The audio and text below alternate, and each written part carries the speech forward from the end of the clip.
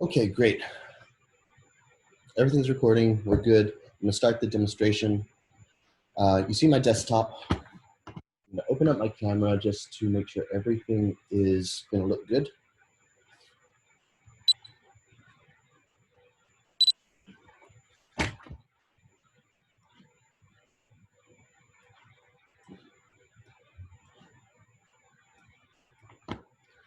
Just get the camera focused on something. There. This is Cameron's bag we did together a few weeks ago. Let's just set my camera up so it's all working nicely. You ever send that to me? I forgot. Are you talking to me? Yeah. I'm sorry. Hold on. Let me crank my volume up. I'm cranked up. Kind of hard to understand. Oh, I just asked if you had sent that out. I'm on full blast on everything. Are you speaking into the microphone or something? Damn, I can't hear you very well. Can you hear Cameron very well, everyone? Damn, your mic is trash. Right, yeah. All right, so anyway, let me just get this camera set up. Get closer, Cam. I said, did you send that out? Yeah, I did. I posted the review. Oh, what, this thing? This one? Yeah. Did I send it out? I did. I don't know if I put it on Blackboard. Do you want a copy of this? Yeah, but I'll look later. You know, you can screen grab it off the video because I think that would be on the video, or I don't know if I scanned it. Let me have a look, and I might be able to send you a direct message. Where is this? See, I might have scanned it.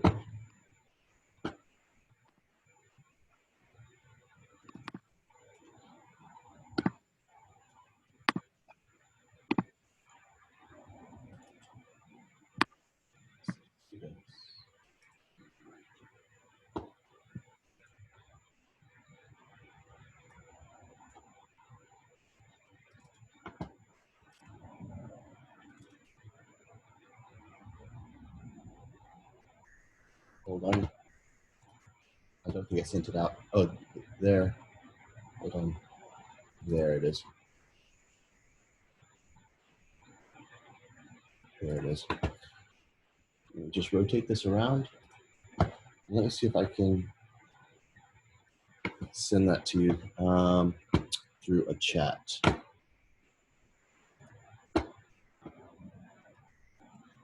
For everyone. Let's just put it, I'm gonna just send it directly to you right now, Cameron. All right, thank you. Yeah.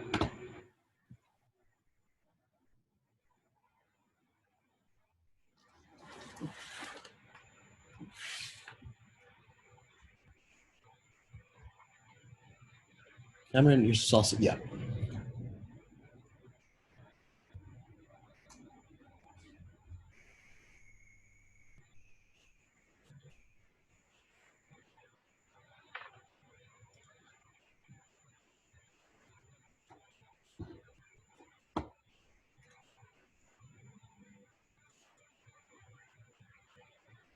Okay, sending it.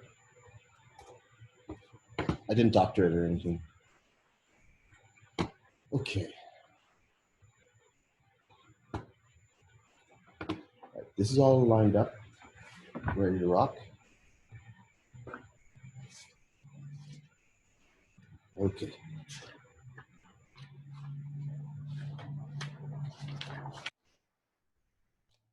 A sheet of paper, bags. I'm gonna do a fashion bag.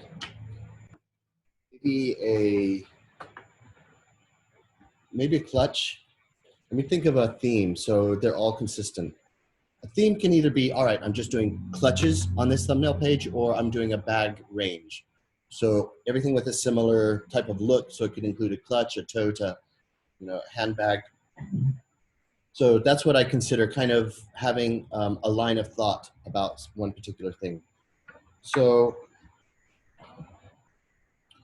clutch. I kind of have to visualize it in my head.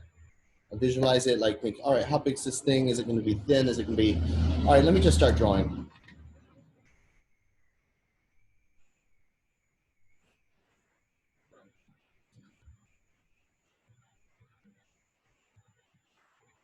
Just get that focus just to make sure, because I adjusted. Okay. All right, there we go. So let me just start drawing.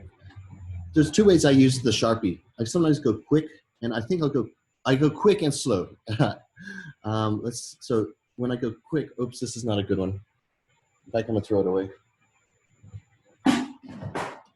Okay, here's a fresh one. I'm pretty sure it's fresh.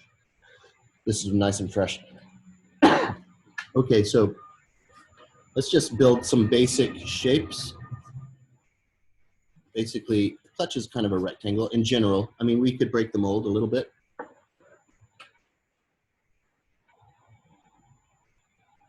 This is a thin clutch for, I don't know yet exactly what the purpose of this is yet. This is just a reflection line that I'm adding in there. I'm gonna put in a center line because that's gonna help understand how layers are. So kind of helps, let's put some sort of little metal detail perhaps around the corners. And since that's a theme that I just now have started, naturally I'm going to put it down here also. So I'm kind of imagining an urban woman who would carry this around in a city environment, but she wants it to last a long time, so that's why I'm putting metal corners in. And so there's some metal corners, and notice how I'm wrapping it around, adding that detail of how it fits on.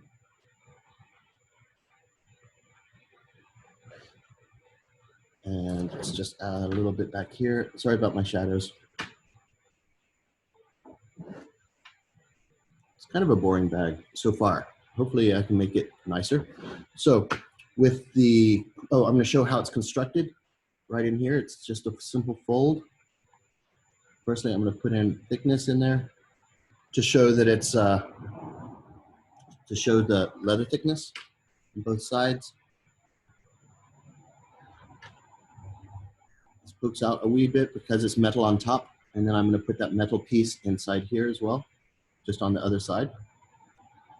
And it's a type of construction where it folds in on the edges.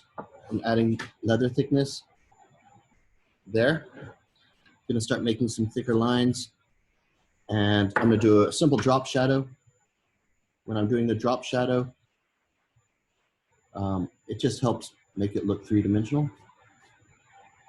Notice how I'm adding all of the details in the drop shadow, like these little cliffs, and I'll just shade that in. I love using a fresh Sharpie. It's so nice. So I'm just gonna go over there quick like this.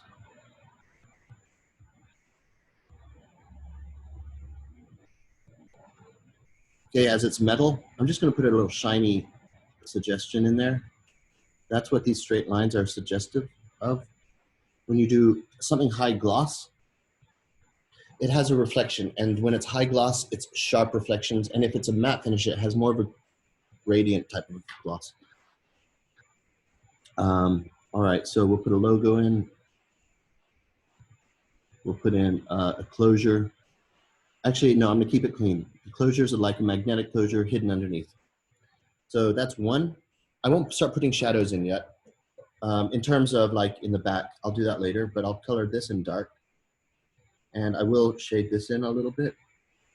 And as I go down, I'll make it a little bit darker, just to add a little dynamic shading. There. That's one thumbnail of a clutch. Let's try another one. Let's just do a flat view.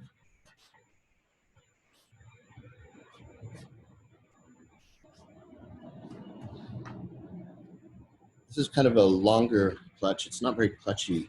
Proportion-wise, it's not. But it could be a long kind of portfolio type of clutch. Let's do some funky, let's do something like,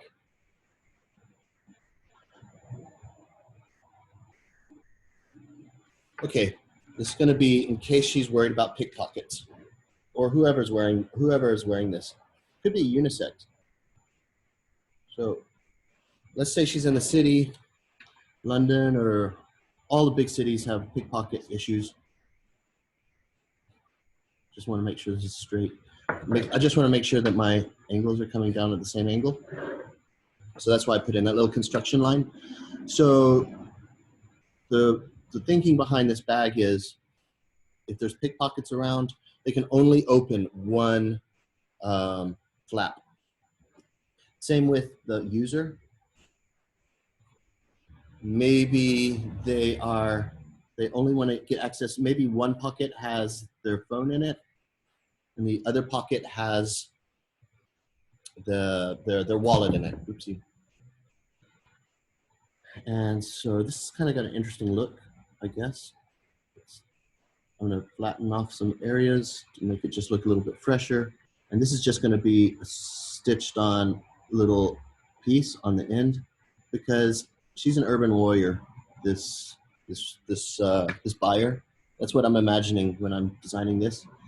And so she gets a lot of use out of this bag. It's expensive, so she wants it to last. So that's why I'm reinforcing the bottom part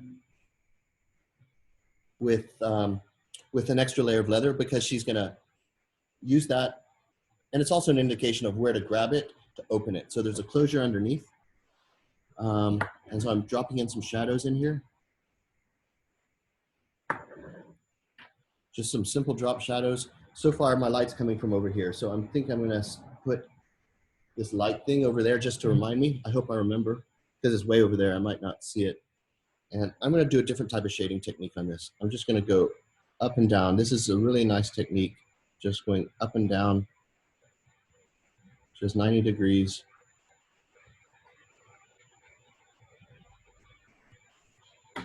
Okay, and then this side too.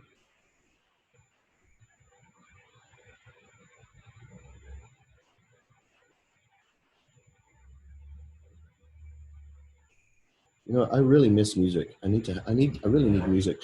Hey, so I did this construction line under here, and it just so happens that that construction line kind of looks cool. So I'm going to use it as actually a design element, and it's basically a boot underneath this clutch. And so, because as I say, this is for this urban warrior user, and so it's going to get beat up in her city life if she's going on the train to get to work.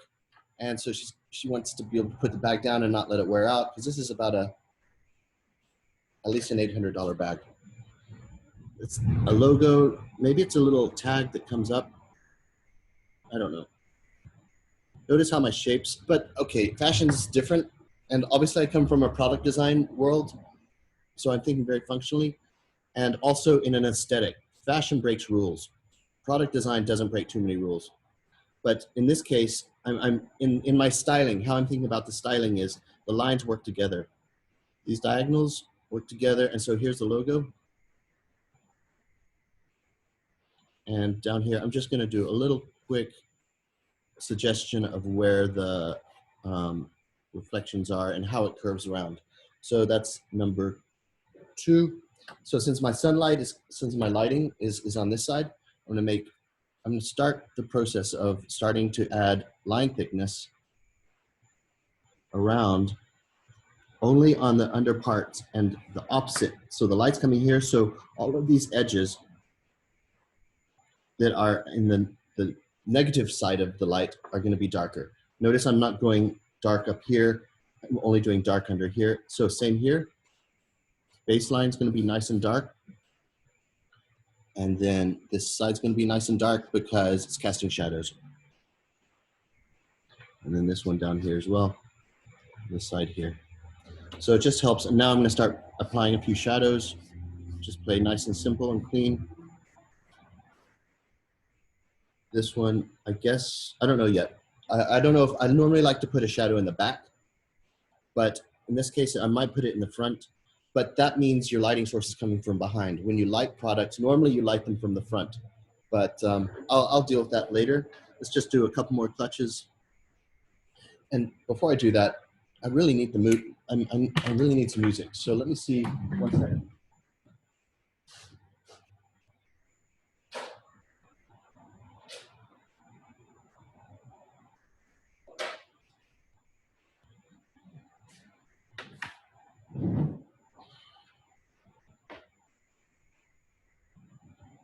I figure I can play music from my stereo here on my desk, but I think it's too obtrusive with because the speakers are right next to the microphone and you get this heavy bass.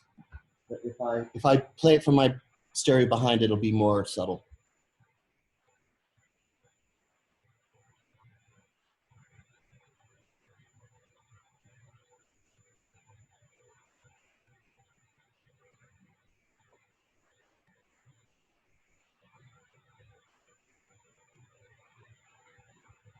Oh.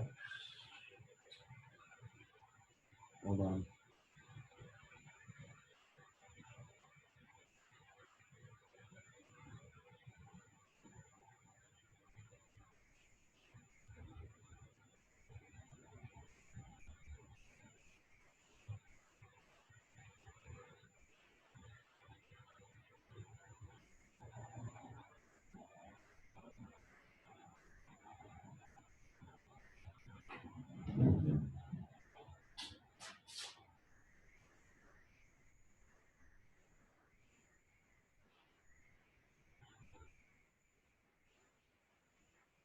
All right, this is an experiment. If it's too much for you, then just let me know.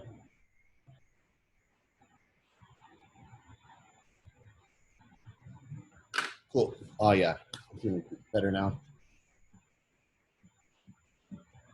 Okay. More clutches. Let's try something completely different.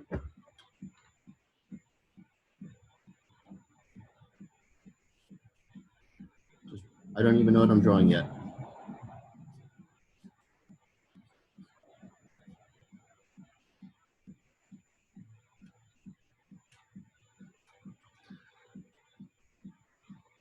Clutch with a zipper, I don't think that's cool. And a clutch, if it has a rounded top, how are you gonna open it? So maybe that's not cool. Maybe it's something like, okay, so this is how I'm thinking. I think when I'm sketching, I do an initial shape to get the ball rolling, to get that white sheet of paper away. So I realize I'm doing a clutch, and you can't open a clutch. Normally it's a flap on the top, and I don't want a zipper on a clutch because that's weird. So what I'm gonna do is I'm gonna put a flap going over the top. And so when you open it, it's going to be curved. But I can tell the sketch is not gonna be great, but we'll see, maybe I can save it. Thickness of leather. How's this constructed? This is constructed with a,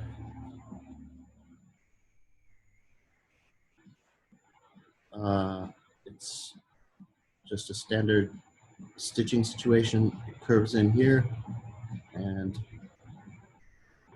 something like this. I'll put a center line in here. Let's put in some details in here like just a center color block. It's gonna go all the way down. Stitch that sucker on top. Drop shadow. Get that outline going good. Just because it's I'm doing the other side where the light is in shadow.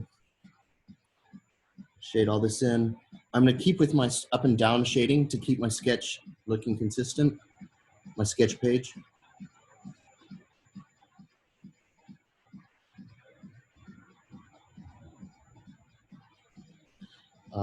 Deep darken inside the cavern.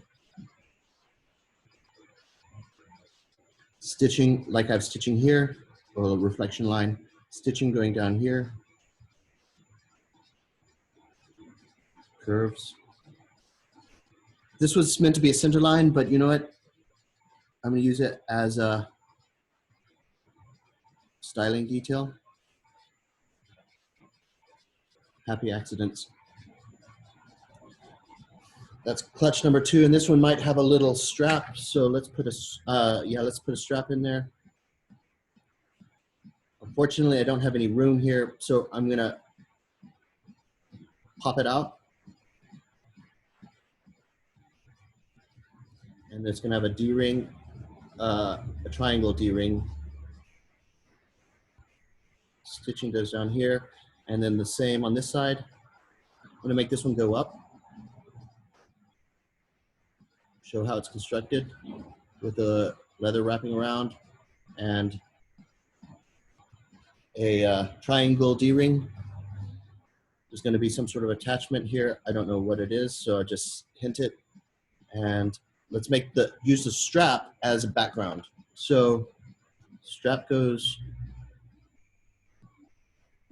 here, and it goes under. Imagining how it goes under here. Oops, a little bit shaky.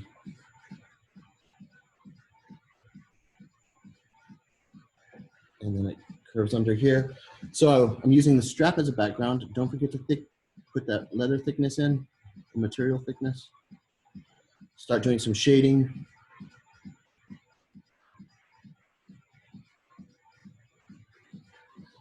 And this was sloppy.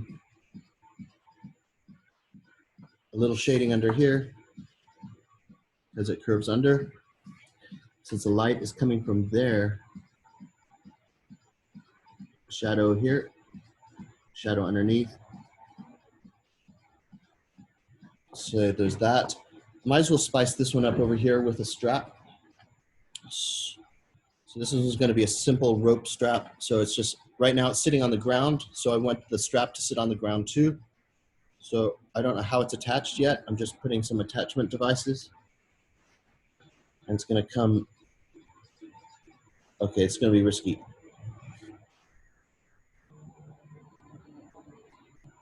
Okay, that's my, it's going to be very thin. So Urban Warrior, I'm going to think about my Urban Warrior. So she doesn't want a thin strap because it's going to break unless, what can this be made out of? A strip of leather is kind of boring. But all right, let's go boring. Let's put in, so explain how that strip of leather works. And so this is the thickness of leather. And then here too.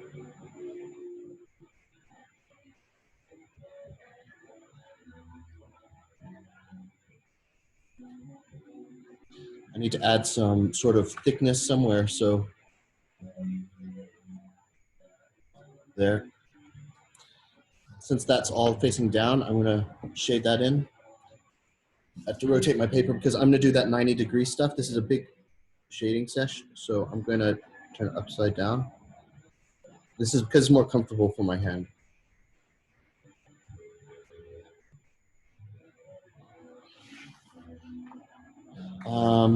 I'm good with all this.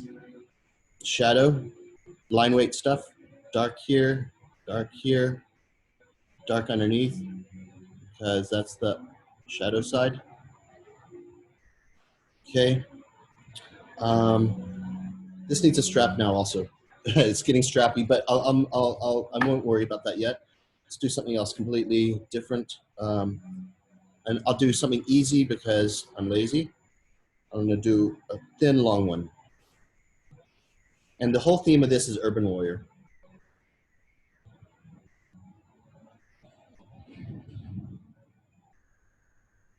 Clutches.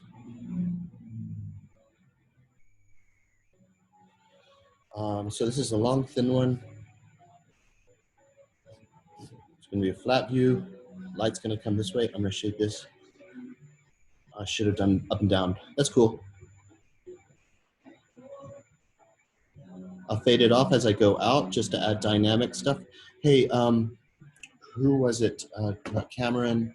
Wait, let me see. I'll recognize your face. Oh, Steve. Steve. So we were talking about.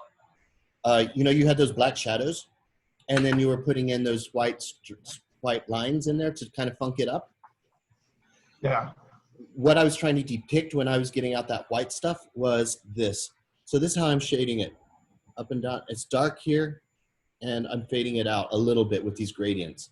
That's kind of what I was trying to depict when I was showing you like some shadow stuff. Okay. So yeah, I see that now. yeah, cool, man, cool.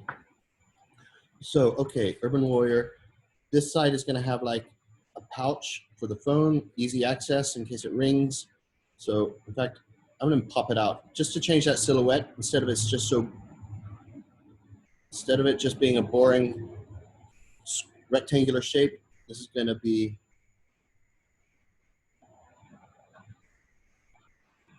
an extra pouch. I don't know how this is gonna open yet. Maybe we can do something different. Maybe it can go, maybe the thing opens like this. Maybe there's a tab right here and Velcro closed. And what if the thing could come up? So it's kind of like there's a, I don't know, there's a box. There's some boxes where, I don't know if it's a box of rice. I don't know where I've seen this, but okay, it's a box of food in the grocery store.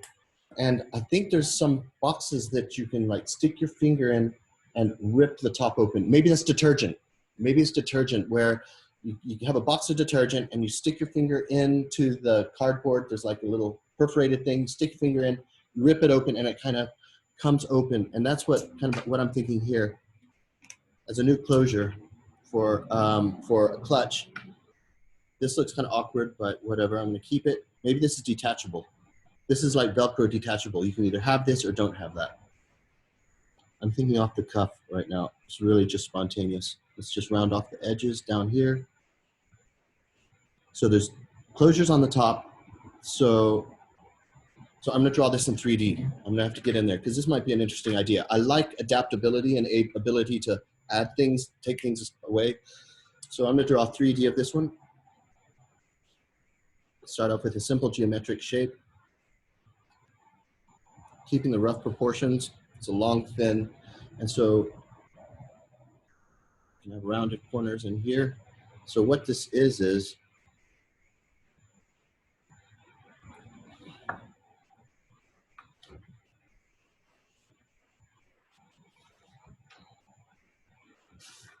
just start building this, start fleshing out the geometric shape to add some funk. Center line going through it, just so I know what's going on. Oh, and then so the flap comes out like this. And this is gonna be some sort of roundy at the top, so you can easily grab it with your forefinger and your thumb. Just grab that sucker, rip it open. Please don't ask me how it's ripped open. Perhaps it's Velcro closure.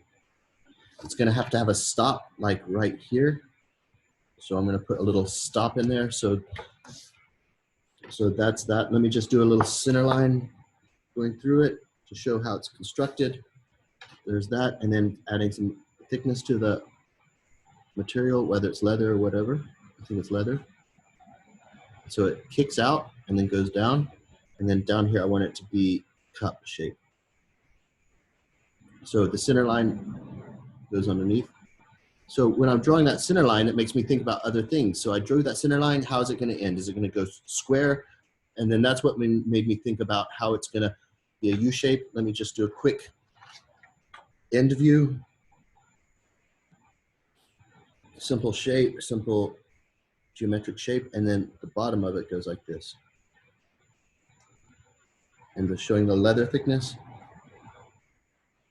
It's hard to draw on the edge of the paper.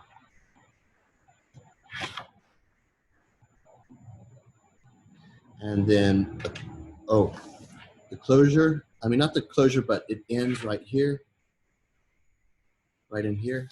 And I'm gonna show another thickness of leather.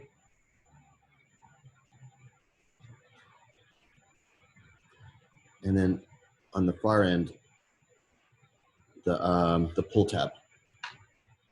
So now I have a construction system like this. It goes all the way around.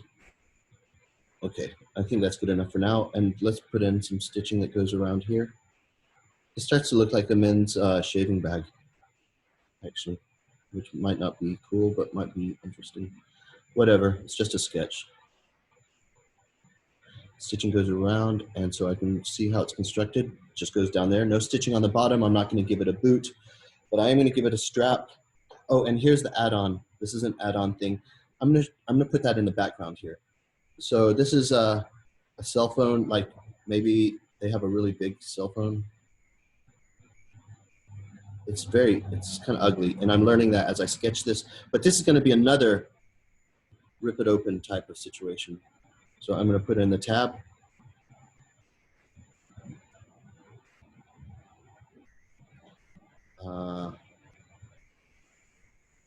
And I'll put in I'll put in a center line in here, show how it's constructed. It makes me think I need to add an extra layer here.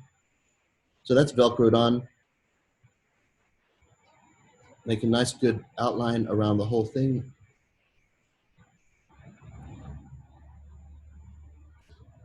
And on this end view, this is all the same bag, these three. And so on the end view, I'm going to show that extra add-on for the cell phone. It goes all the way to the bottom according to this drawing. Tab, leather thickness. It needs a strap or something. Let's put in something. Let's put in, you know what? It's a strap down here. It's not going to be able to sit squarely on the table. So if you have lunch or whatever, it's not going to be able to sit nicely flat, but it's going to have a handle down here because she likes to hold it so it doesn't get stolen. And down here's a handle. And then I'm going to put this down here as well. Just kind of center it. So I'm going to eyeball where the center line is. So here, let's just do that. And the center is about here. So this is center line. And I'm going to put in a strap, the kind of hand strap in here. Show how it's constructed. It's just stitched on leather, just a simple piece of leather.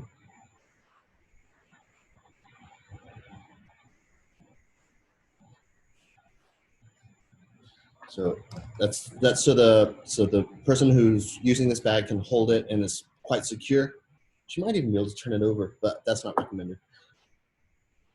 Dark line here because this is the sun, the light source is over here, so it's gonna, let's add a little thickness.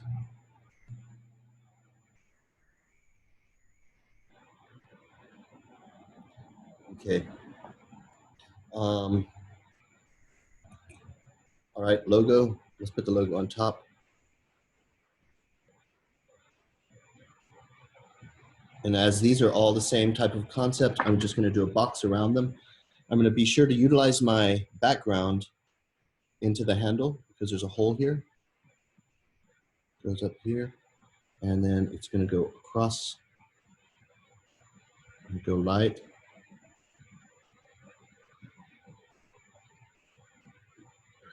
And it's going to go down here, here.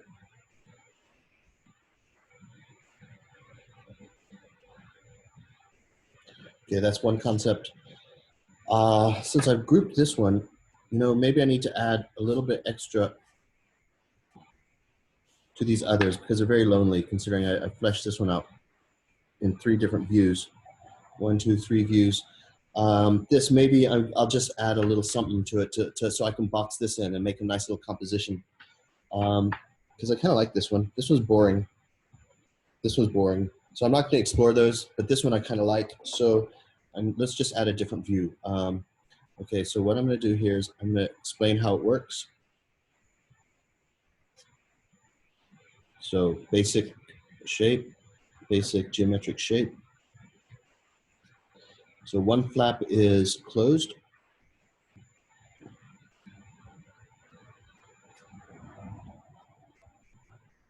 The other flap is open. So it starts, goes here. I'm kind of imagining it goes here and then it goes diagonal. So that's open. Start fleshing this out a little bit. Add material thickness in here.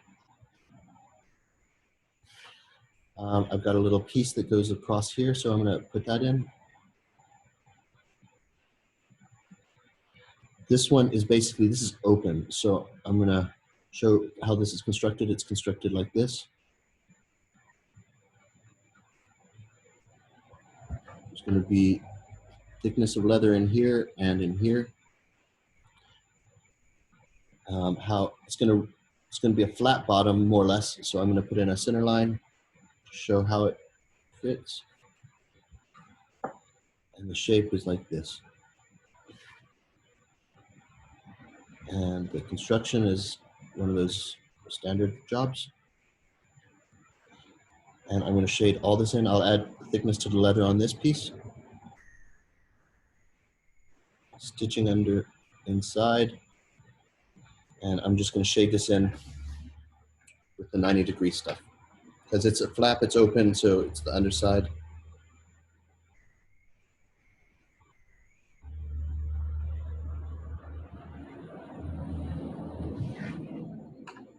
You know what, just because I'm a product designer, I'm going to show it with an arrow opening. And I'm going to put in some texture inside. There's a lining inside here. So I'm going to put in some, what's it going to be? It's going to be, let's just say, polka dots.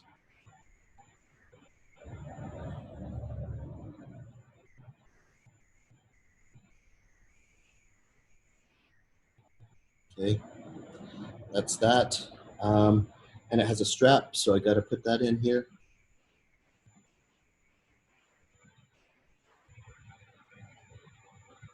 The D-ring. And that's going to go underneath, behind it.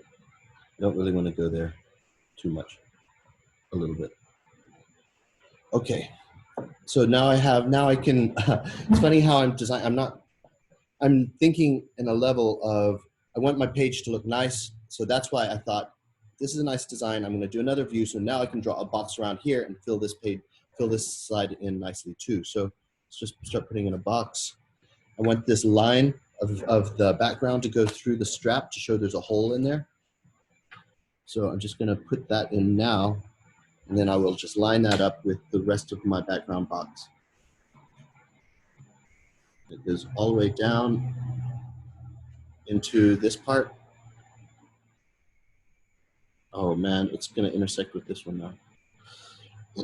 Slight screw up, but not really, not really. I'm gonna bring it up here, so it's not really screwed up. You know, you just fix your drawings as you go. Okay, now I'm going to go around. I can either go make the outline of this bag and this, either the outside. Wait, hold on. I'm gonna go inside. You go inside. I'm gonna make a really sharp outline around this, and it's gonna merge into this background.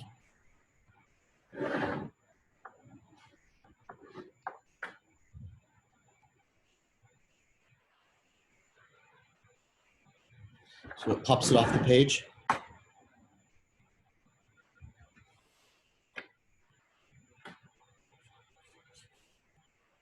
Thickness all the way down here,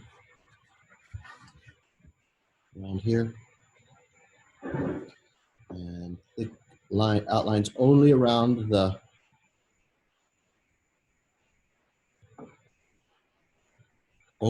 inside of the background. I'm making that a dark outline.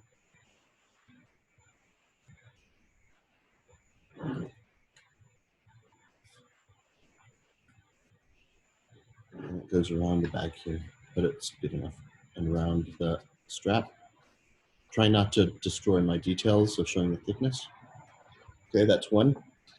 And then this one down here, same thing. I'm gonna go dark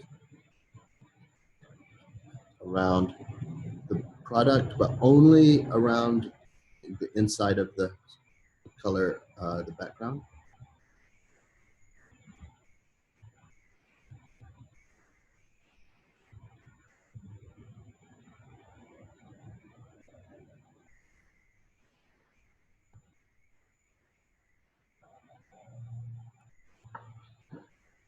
Takes a little work.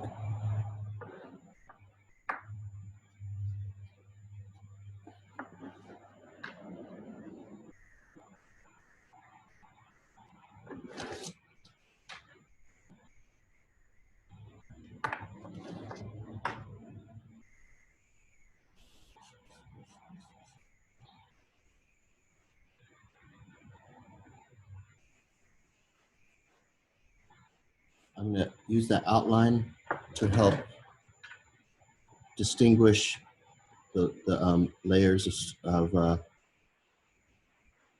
material with this little cliff right here.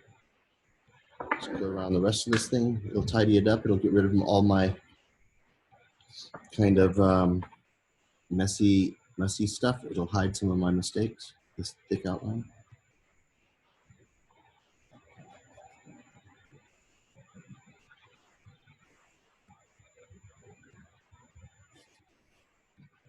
Okay. And since my light is coming from up here, I'm going to do some shading and I'll be done. I'm going to go, okay, so how I'm going to do this is, I'm going to start dark here and move up here and make it light. So making my background also reinforce my lighting situation. So I'm going to go here and I'm going to go diagonal.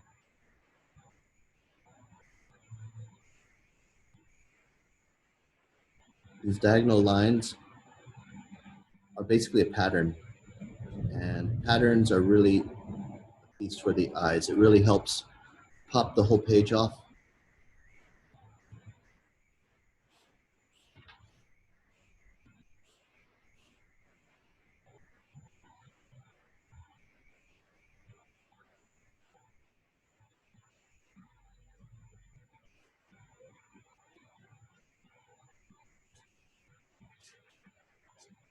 Okay, that's that background, and I'll do the same with this background, starting off dark on this side and lighter on this side.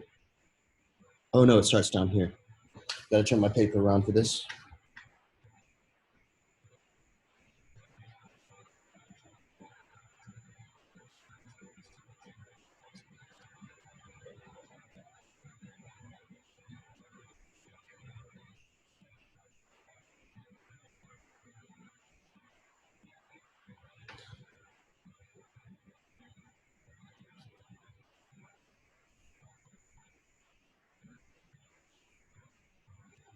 Because you know, you want your thumbnails to pop off because the boss is gonna wanna see this. So, hey Camille, I saw your homework and it looked really nice. Thank you. Some nice drawings in there. So I noticed you did some thumbnails. And when you're doing thumbnails, try to make the page look compelling. So each individual drawing you did, Camille, was nice. You know, you had those thick sole shoes, for example. And, you know, that was a nice little set and it was all, it worked. Each drawing independently was nice, but what you can do is really make that page pop off by doing kind of elements, what I'm doing here, backgrounds, and just make that page look really nice. So that's your next step, Camille. Okay. Okay, so I've got my 2 bags. I'm gonna just go one, this is one concept 1 and concept 2. But you know what? I would present this page along with another 10 of these pages to my client and they would say, no, I don't, they don't like these 2, but they like this one. So I'll be like, all right, fair enough. But these are my favorites. Just so happens that they happen to be the easiest. All right, so I'm so lazy. Okay, now I've got a page of thumbnails and I'm gonna do this one on paper. I mean, on a different paper. So, and you know what, just so I can remember it, I'll put a little check here for me. So hopefully that reminds me that I'm working on this one because sometimes I'll get confused. And pull off my urban clutches. Title. Also, class, title your pages so we know what we're looking at. And so anyone knows what we're looking at. All right, next step is getting out some other paper. Now I'm gonna change my camera view so you can see, oh man, I should have done this at the beginning. All right, but anyway, that you don't see my face, but that's fine. Okay. Next, I'm gonna get out this black paper. Just pulled it out. So right here, it looks kind of bluish. Maybe it is kind of bluish, but anyway, I got this, let's say dark paper. And on the other side over here, You can see my sketch here. Here's my black paper. So I'm going to use this as reference. I need extra padding, and I don't know, maybe I need extra padding, but I'm going to get out some pencils. I'm going to get out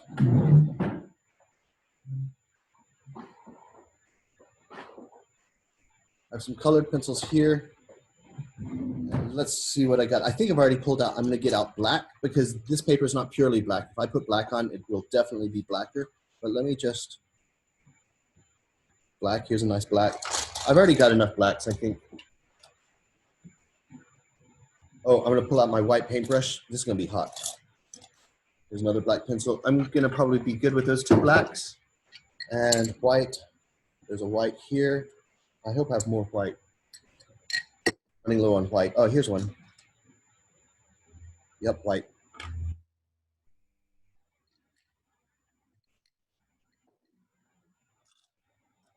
All right, I think I'm good. And maybe I have a color pop of orange. Maybe this will look good.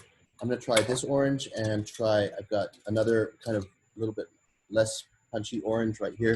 This one's more neon. I don't know if you can see it. Okay.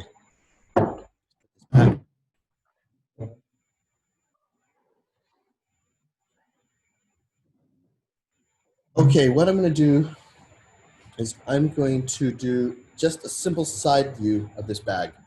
And I'm gonna pull out a straight edge just in case I need it.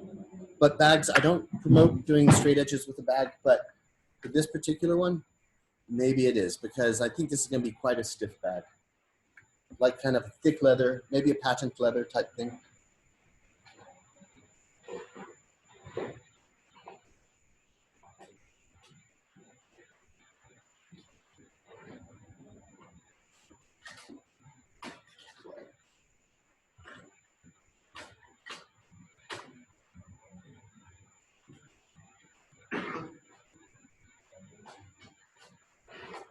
Okay, I cannot find my favorite ruler, so I'm gonna use this thing.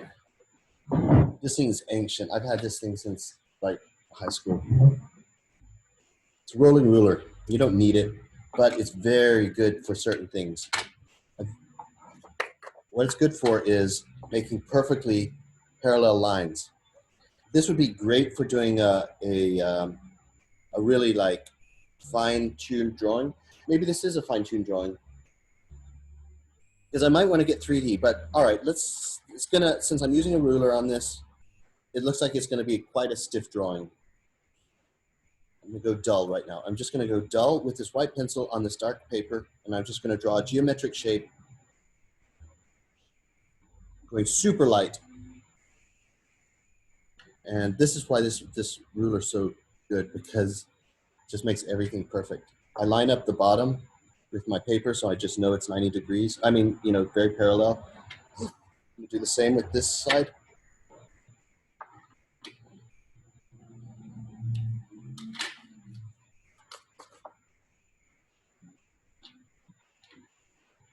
Try to get the proportions of my bag, which is roughly there and here. So that square is the proportions of my bag. It's a little bit too, I need to increase the width a little bit more. A little bit more. You know, little details like this matter. Seeing the proportion, and it's just a small thing, but it definitely matters. I'm gonna try an experiment. I haven't drawn on colored paper for a long time, so I'm gonna try to erase out this line because it's wrong. And it could ruin the paper. I don't know, this is a good experiment before I get deep into the drawing. Oh, it works like a dream. All right, this is gonna be a tight drawing. I'm juiced up for tight now. Basic proportions. So let me get a little bit anal on this and see how wide this is, because according to my drawing here, this is right, my cut is in the middle. So I'm gonna kind of try to get this, I'm in anal mode now. So this is, how big is that? I can't even see. That is 5, 6, hold on, how wide is this? Can't even see. This thing's so old. Can't see the numbers. 16 and a half. 16 and a half. Yeah, 16 and a half. Which is going to be 8.4, 8 and a quarter. 6. God, I can't see. Oh, 8. 8 and a quarter. So that's 8 and a half. 8 and a quarter is about here-ish. So that's my halfway point. Just building up this drawing. Just put in that halfway. It doesn't look halfway. Does that look halfway to you? I'll just measure to make sure. I really don't like being this anal, but I need another ruler. This thing's too old. Let's see what we got in here. I got another one. Its favorite has a similar principle as a rolling ruler, but it's not mechanical. Oh, there she is. Yes, I love this thing.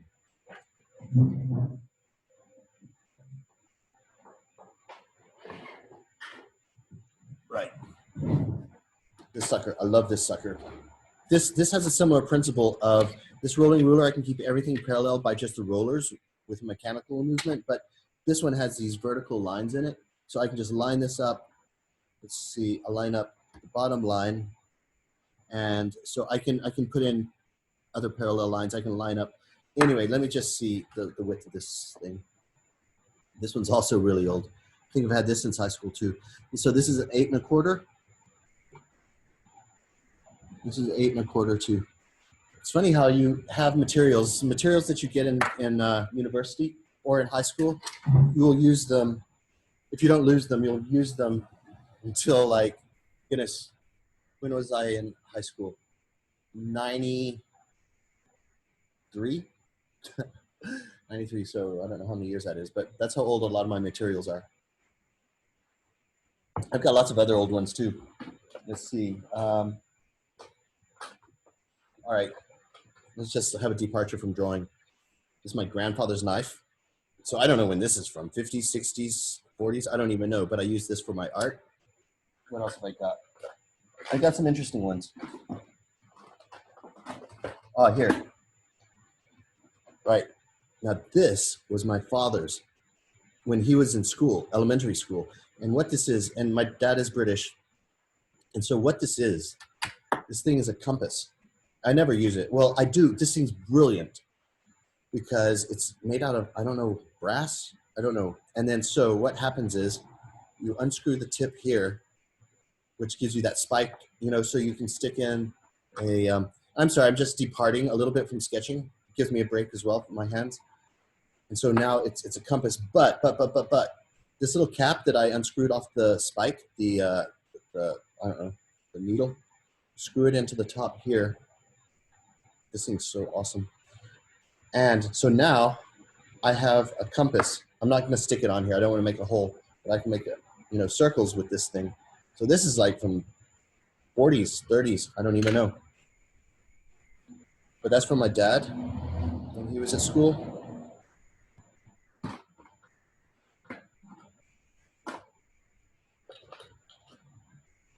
Okay, anyway, I'll continue. I got some other old stuff.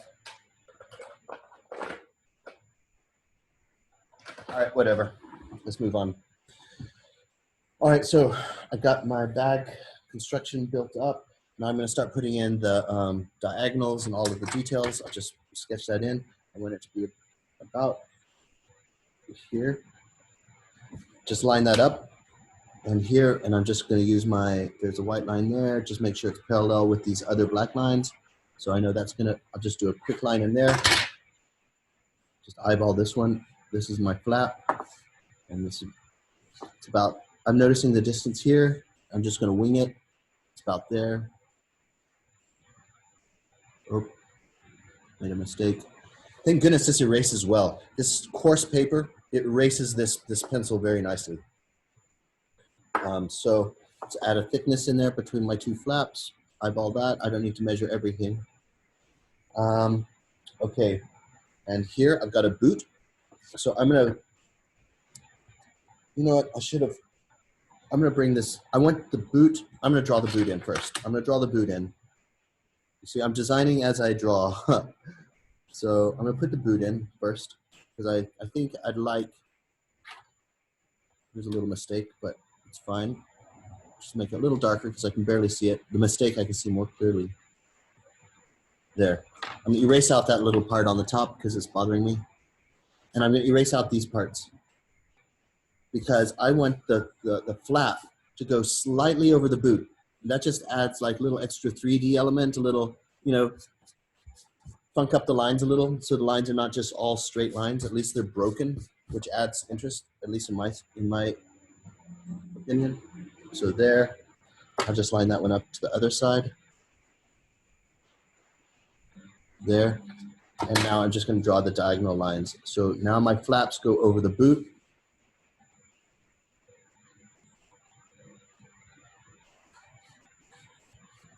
Okay, so that's, and then now I've got a little boots on top, or little, let's call them finger, little reinforcements on the ends of my flaps. So I'm going to put that in next. I'm going to line that up too, might as well. Right here, right here. Okay, construction is more or less done. I'm going to erase out some of these lines. Might as well. And what's this line? I don't know what that line is, so I'm going to erase it. I don't remember what it was for. Okay, might as well keep it tight. So there's my basic side view, front view of my bag. Okay, now I'm going to start getting in there a little bit hard now and sharpen my pencil. I started off all dull, so now I'm going to sharpen it and start getting in with my strong lines. Before I do that, sunlight's coming from here. So I know where my shadows are going. In fact, since I know where my shadows are going, I'm going to start with the shadows. Now I'm going to switch to black pencil. And this black pencil should show up pretty clearly. That's my test piece. So yes, black obviously comes out. So I'm going to start putting the shadows first. Since damn pencils, these things kind of suck sometimes. Okay, that's the shadows on that side. And it goes up here, keeping it all lined up. So that's shadow. The shadow, there's going to be a little bit of a shadow along this thing too, along this flap, but I'm not going to make it so strong. But there's definitely going to be a shadow on this side. Now, I'm showing layers. I'm showing how this bag is constructed with, you'll see it when I take this thing away. I'm exaggerating certain elements.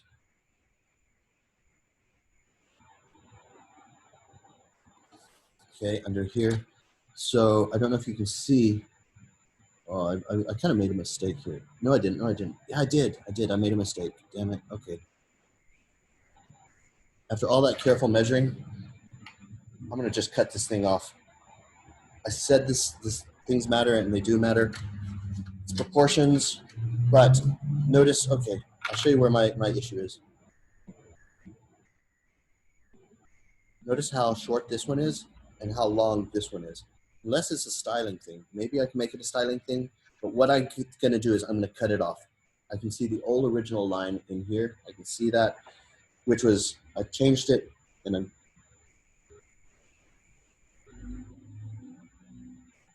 how I'm going to fix this is I'm going to cut the top off. I want this long proportion, a little bit longer. I don't want it squarey. Let's just get this in now. So this distance is eyeballing that distance, and I'm going to eyeball this distance here. I'll just put a little mark in there just so I know.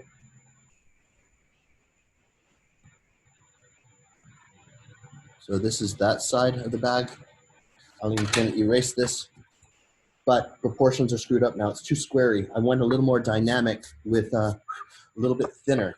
I don't want it so square. So I'm going to cut either the top off or the bottom, maybe a little bit of both. I'm going to cut off a little bit of the bottom and a little bit of the top to get that long rectangular chocolate box type of look.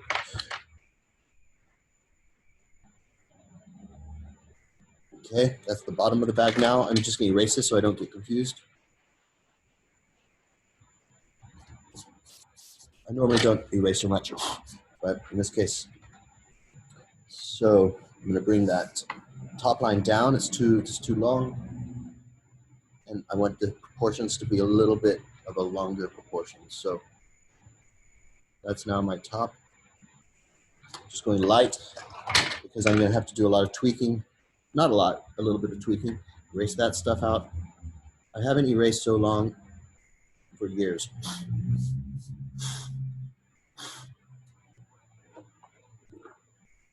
This is also a nice way to get rid of. Sometimes the rubber from the eraser kind of gets stuck on the paper, and so this is a great little tool. All right, just going to start showing the construction of this thing. I'm going to use a ruler. I'm going to use the white pencil for this because this is the light side. I'm working on the light side, which is this side. So just line this up with my brilliant drawing tools. There. This is a piece that sticks out on top, so I'm putting that there. And another one inset a little bit because I just want to show that this is a layer on top. And then here's my new top. There, and then here. But then, oh, let's just add a reflection here. But since it's a flap going on over the top, I'm going to show that thickness by putting in there. So it starts to look three-dimensional. I'm going to start getting darker on my lines. Now I've got basically it planned out. This is a ruler central beast. So this this bag is super stiff. I'm going to make it dark here. Bright here because that's reflecting like a beast. I'm going to put a core up here, so I'm not going to really, I'm going to make a little bit darker here. Wider, so I see. Start to get that dynamic here, the same. I'm going to go dark or brighter here. So it starts to pop off a little bit. Okay, that's the basic shape of my bag. Let's get in there and start dropping shadows.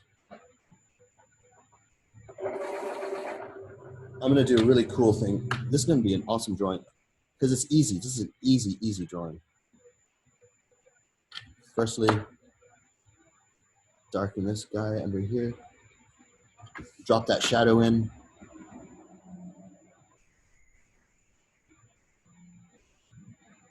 Showing the cliff. I can eyeball that. And it goes here.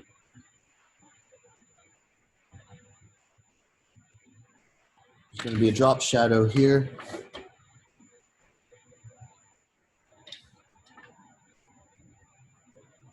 Drop that in.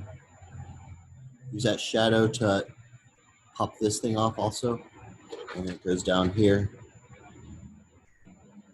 Okay, I'm going to fill all that in. I think I'm even going to go Sharpie on that. Just make sure my shadows are both. Hold on. Let's see what's going on here. I've got some mistakes going on. Whatever. And that shadow drops down to that level. Might as well line it up to here. That one too. God, so ruler centric. Okay. Oh, and here's my boot. So I gotta pop that sucker off also.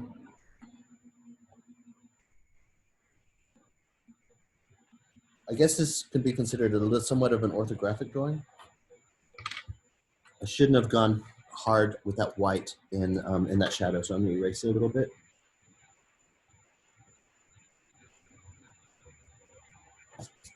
Erase that, and so it's just gonna get really bright where the shadow stops. There, let's just go over these guys again.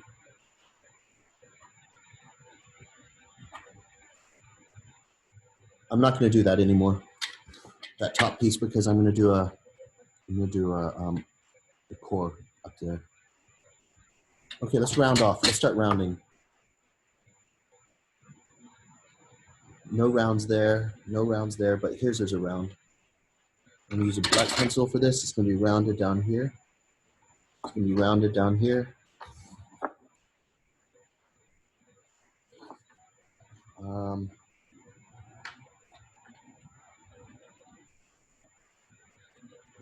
So far, we're just dealing with line weights right now.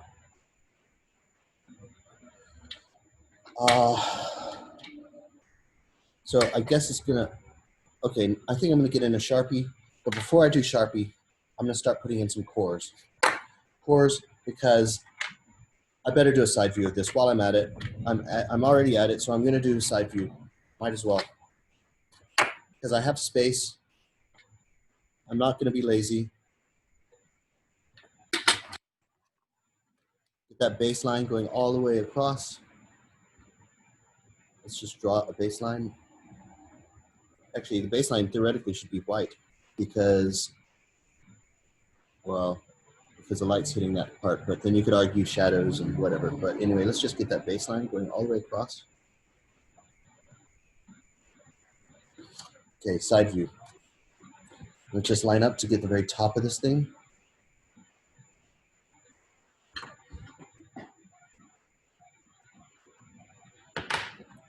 I've heard this song so many times, Biggie Smalls. I don't want to hear it, but I'll listen to it again. Oh.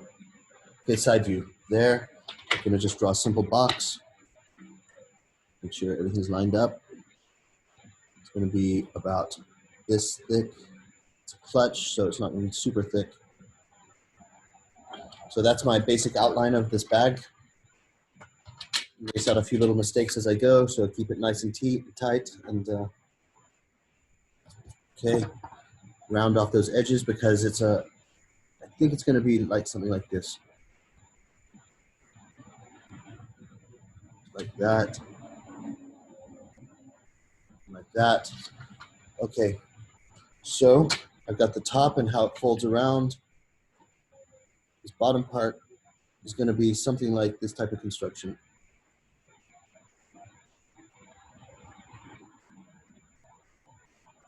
Okay, so the flap. The flap is, I'm gonna make this a little organic.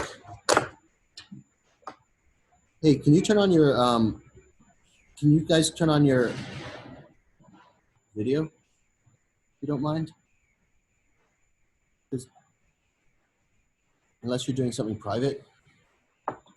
Okay, I'm gonna line up my flap. Here's the flap, and this line is suggestive of the flap. And I guess this is, hold on. And I'm gonna curve this in,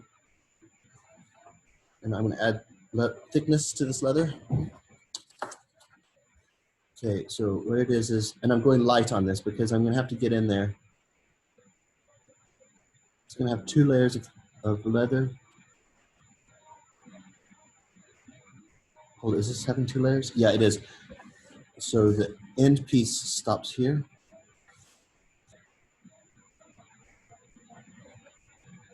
Okay, I'm making this extra thick because there's gonna be 2 pieces of leather in there. So I'm gonna put a line in there after. I'll do it now. I need to sharpen my pencil. It goes up. So this is the exterior flap and exterior piece of leather. I'll get in there with a ruler later, but the flap goes around the exterior piece. It goes across and it goes to here.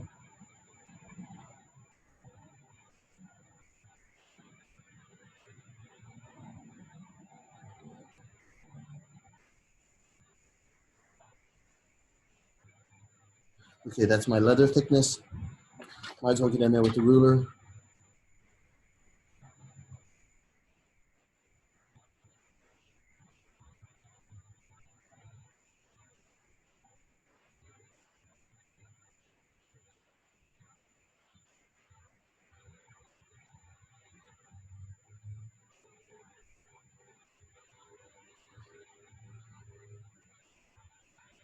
And what I'm doing is I'm drawing in the layers of leather that you would see on that side view.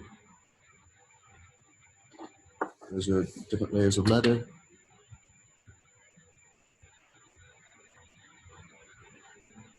Okay. And that stops here, and that stops here, and there's going to be stitching, and I'm just going to just gently do this. Be right on the edge there. You barely see the stitching, because, yeah. You here.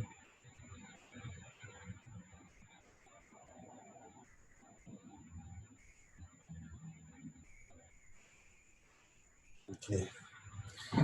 So stitched. You're going to see some stitching on here, right in here. I'm going to go light. I haven't started shading yet. And then inside here, there's inside the boot,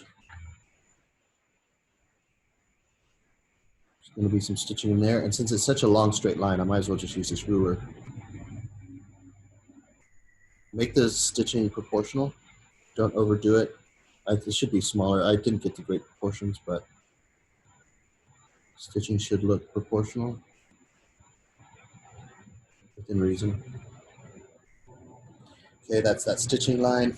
There's going to be a stitching line where these reinforcements are. Right in here.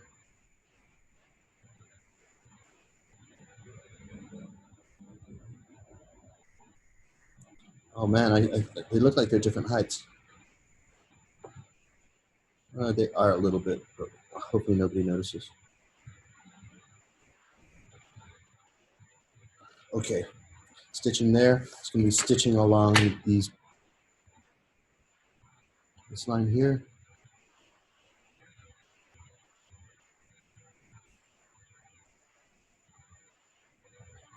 Up there, and I'm just going to do it by hand here. No, I'm going to do the stitching by hand. I think it's faster.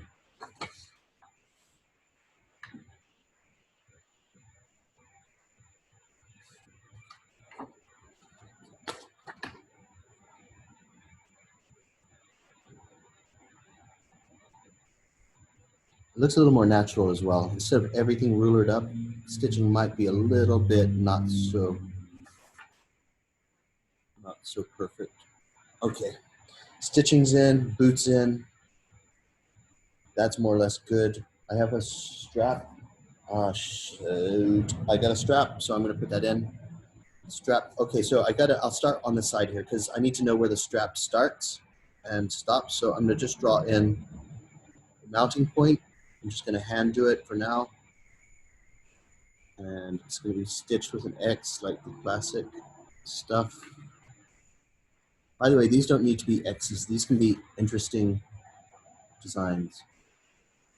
But I don't have the brain power to do it right now. Or the time. If I had time, because I have limited time. It's 10 o'clock.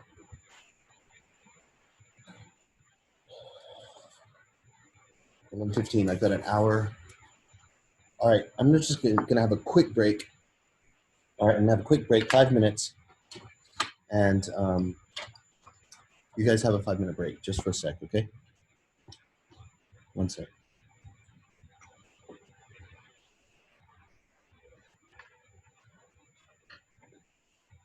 And I'll just put these together so you can see where I'm coming from.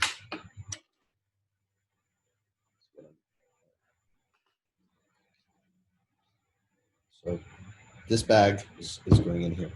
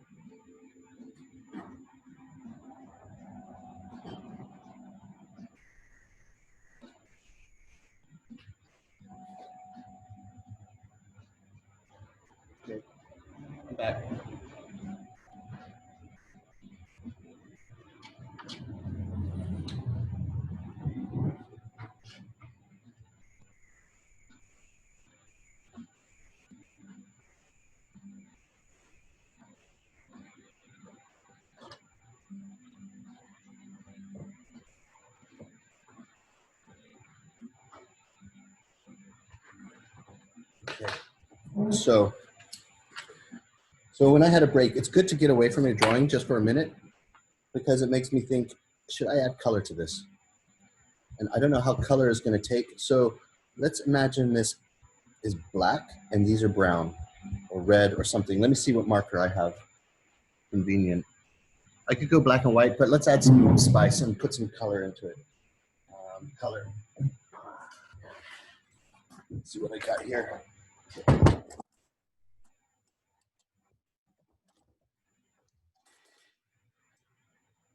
I don't think I'm gonna use these. Let's see what I've got. Let me do some test runs.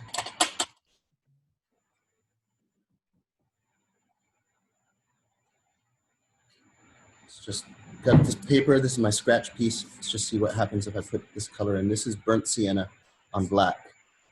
And it definitely adds some sort of color. Let's just see that, or let's try a red. Cadmium red. Let's see how that looks. No difference. I don't think we're gonna see much difference, but I'll just add some color. So I'm gonna go with this burnt sienna. I think it's fresh. Yeah, it's fresh. Okay. So I'm just gonna color in. Actually, I'm gonna keep this here so I can use that for scratch paper. These things smell really great. So my brown parts are gonna be this, and the boot. Oh, I forgot to add the boot on the bottom. So I'm gonna add that boot right in here, line it up, some extra layer. And it's gonna go around. It's gonna go around here. And it's gonna go around here. It's gonna go around here. And then, so this is the boot, and it's gonna go up on the back side of my bag, up a little bit higher. No, I think I'll keep it the same height. So let's just line that up. So that's where my boot ends, and it goes there. So it's going all the way around here. You'll be able to easily see how that's constructed in this drawing, hopefully. There, that's my boot. So let's just shade this in. I'm gonna start off, since this is my shadow side, I'm gonna start off here and underneath as a little fence. I like to make a little fence so the marker can bleed. And I'm gonna start at the bottom. And I'm just thinking I'm gonna just do neat parallel lines, just all the way across, just neat parallel lines.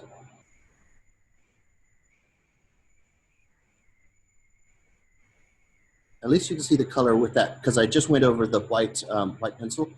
I'm gonna do the same with this side. Just a boot, a fence. It goes around. I'll go over that white pencil just so you can see some color coming through and start shading that in. Parallel lines, just nice and neat. Hey, Yuda, can you turn that on? Thanks. She tried to turn off my music. She's a music lover as well, though. She did it by mistake, she said. Oh, she hates this song. I know why. So it starts to get some color. That's cool. Same here. I'm going to fence this sucker off down here. I can use a ruler on this, I guess. The thing about using a ruler and a marker is the marker will get on top of the plastic ruler. Marker will get on the ruler and it can cause you problems if it can smear. But I'm going to be careful. At least it's going to be straight. And now I can just do this by hand. Using the thick chisel, because I have a lot of acreage to cover.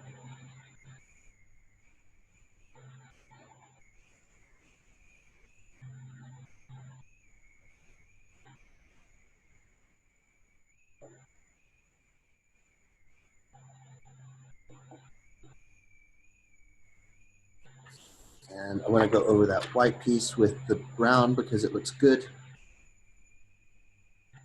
There.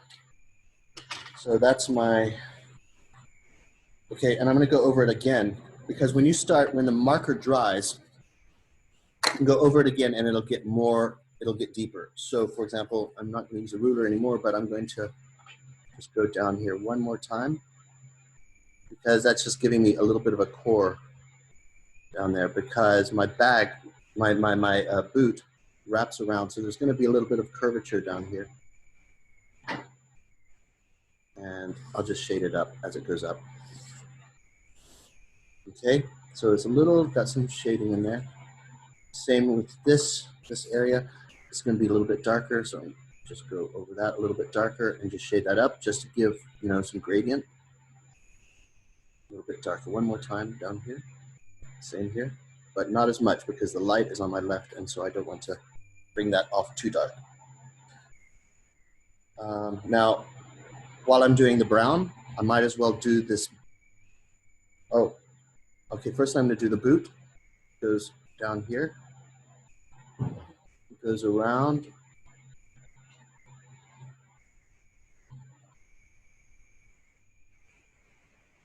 There's my boot. So I forgot to draw those little pieces in on the flap. So it's going to be right here. It's just a piece on top. I can lean that one in. And I'm going to draw that in with this brown marker. Using the thin part. So I've got my brown colored in, and I don't think there's any other brown parts except for I think I'm going to make the strap brown as well. So I might as well start putting that in. So to be realistic, I'm just going to put in some sort of, oh, hold on. I got to work on this side first. So a D-ring.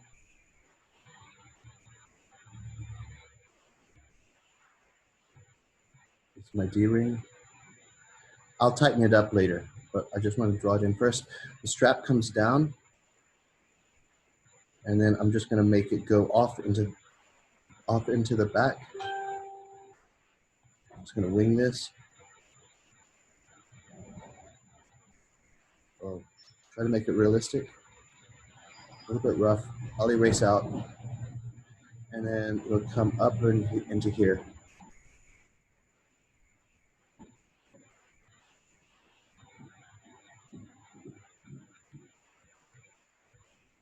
This is on the other side. So that's my strap, and so let's put in that D-ring. So the D-ring lines up. I'm just going to do a quick ruler job on this. The D-ring is here, and so it's basically here. That's where my D-ring is, and there this starts up here. So let's just put it here so I know.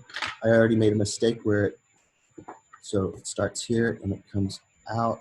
The D-ring is here, so drawing how it fits. There's that little loop of leather. The D-ring comes down here straight. That's my D-ring. How far does it come down? Just eyeball this. There. So that's my D-ring. And then so how the leather works is it goes around. And I don't know. There. Add that thickness to the leather.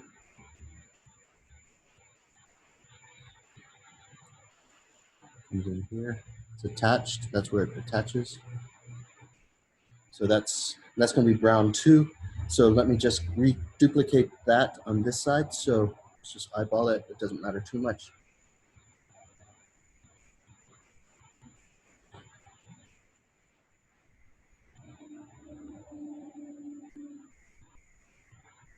D-ring and the leather strap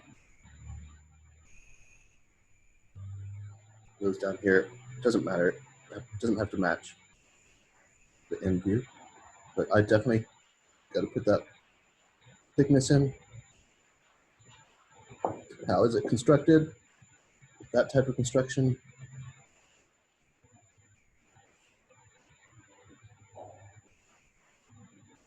Okay, and I'm going to color all that in brown too. So this is a very simple one of there. The D-ring is going to be black, so I'm not going to color that in. There, that's that one. And let's do this one too.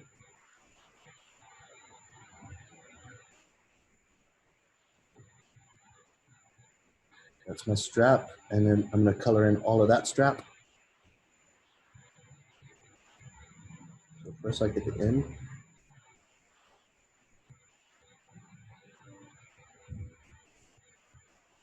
I'll fence it off.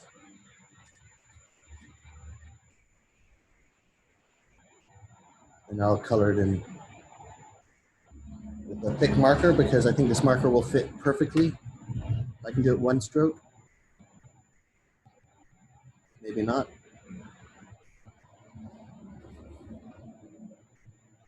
So when you're doing marker, you want to be minimal on the strokes. At least that's how I like to do it, because it just comes out tidier.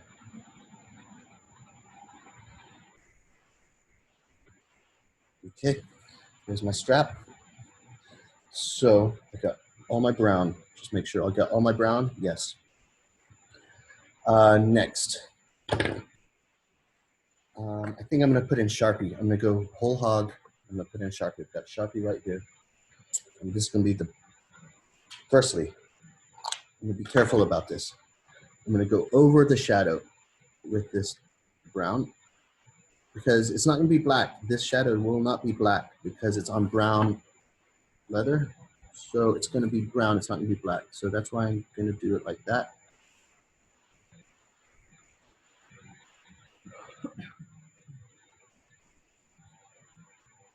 Start adding a little bit of, no, okay, I'm good. I'm good. I'm good.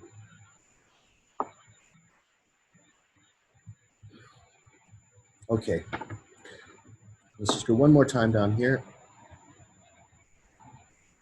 Because all the markers dried, so maybe I can really pop that off. It looks darker than it is, but when it dries, oops, when it dries, it you can add it again, and it hopefully will build up those layers of darkness. And I hope that stays like that.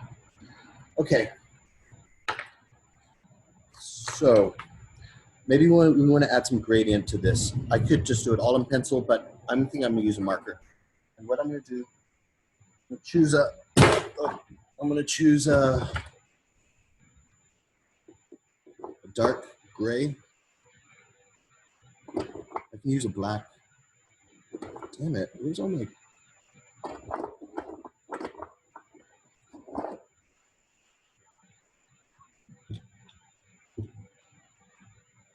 I'm gonna have to use my other markers. Use an ammo box for markers because it's sealed. It's got a rubber seal around it and keeps your markers fresh. A lot of these markers are 10 years old, but they're well preserved because I keep them in these boxes so they don't dry out over time. Let's see what I got in here. I'm gonna have to do, I'm gonna get my, here, right here, I've got my scratch piece. And so what I'm gonna do is I'm just gonna find, what's this? Dark amber, dark umber. Let's go for it. So let's just see what it looks like if I,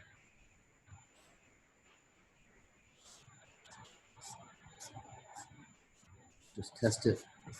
Okay, I guess this marker works. It basically does. I don't like these markers because it's too thin. I can't get enough coverage, but I guess I have to stick with it.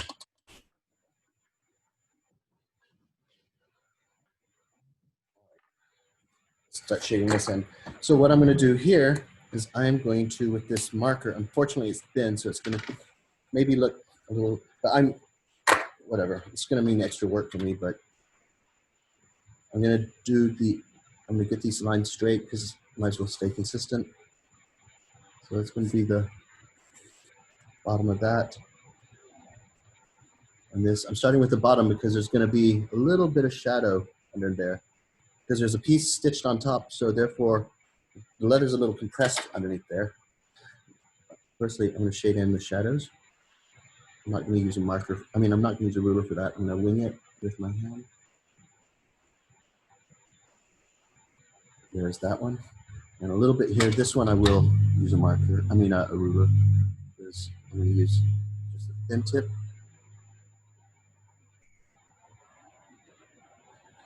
Okay, and so what I'm going to do here, I'm going to start shading it up. Starting from the bottom.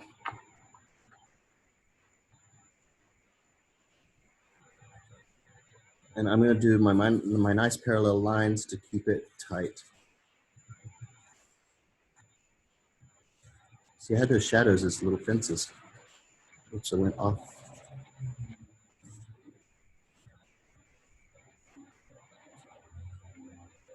I'm getting a little sloppy now, accidentally.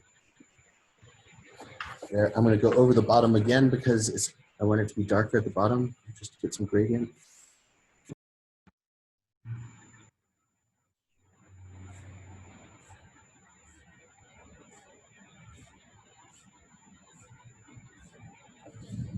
Got a little bit of gradient. I'm going to do the same with the other side.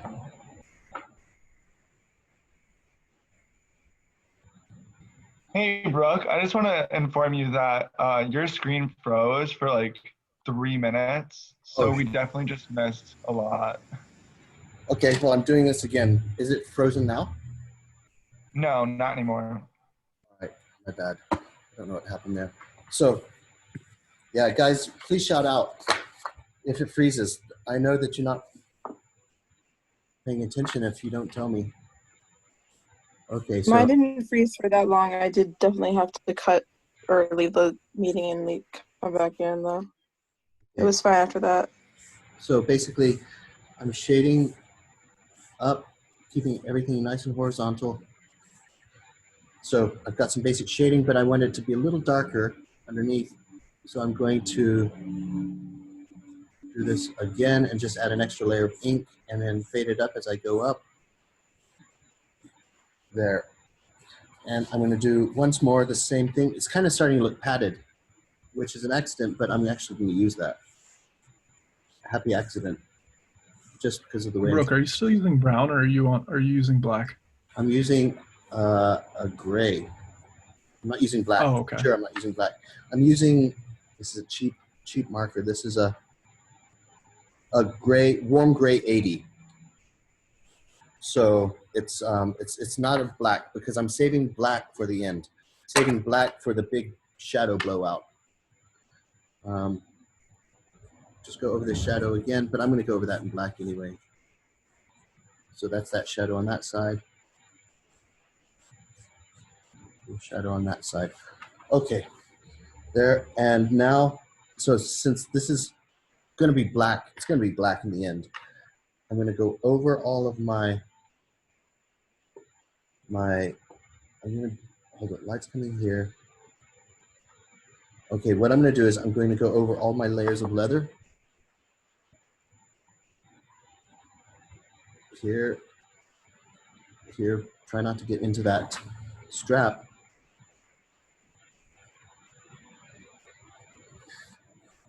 There. And this is flap.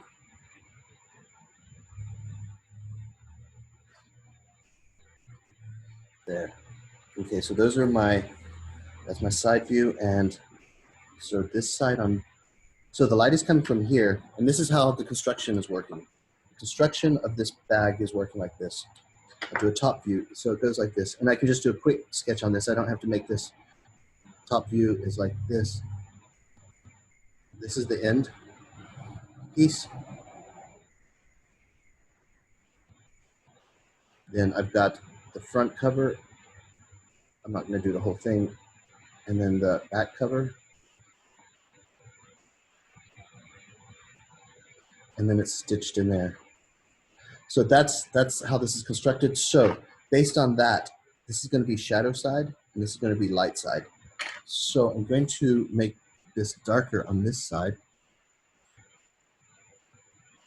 Try not to get into my strap. This is a little awkward, but just, oh, well, I can use this because there's going to be a shadow underneath this strap. So I can use that as a fence. It's going to be darker under here. And let's just fill in the rest. I'm going to go one more time because this is going to be super dark. And then I'm going to just use my up and down stuff. Just simple strokes. Clean that top up. Okay. Doesn't look great, but I'm going to make that a little darker and then make this shadow darker, but I'm going to get in there with a Sharpie. It looks a little rough right now, but I will get into it. See, I forgot something. Make that super dark because it's the end of the leather, but this there, I'll just do that one too. Oh, that should have been brown up here. Let me see if I can color it in brown. I think I screwed it up, but whatever. Okay. So I will start crisping it up in just a sec, but marker's there. Foundation is done. So now I can get in there. I'm going to do some Sharpie now for the deep shadows. I'm going to start off with the black areas. I might have to go into the brown areas, but I'm going to try not to.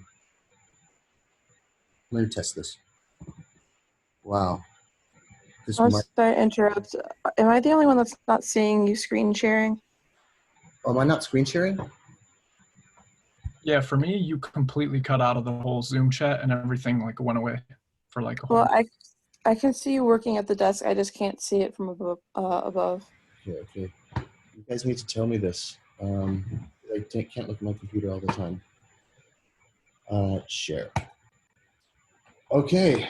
Wow. I don't know how much you missed of that.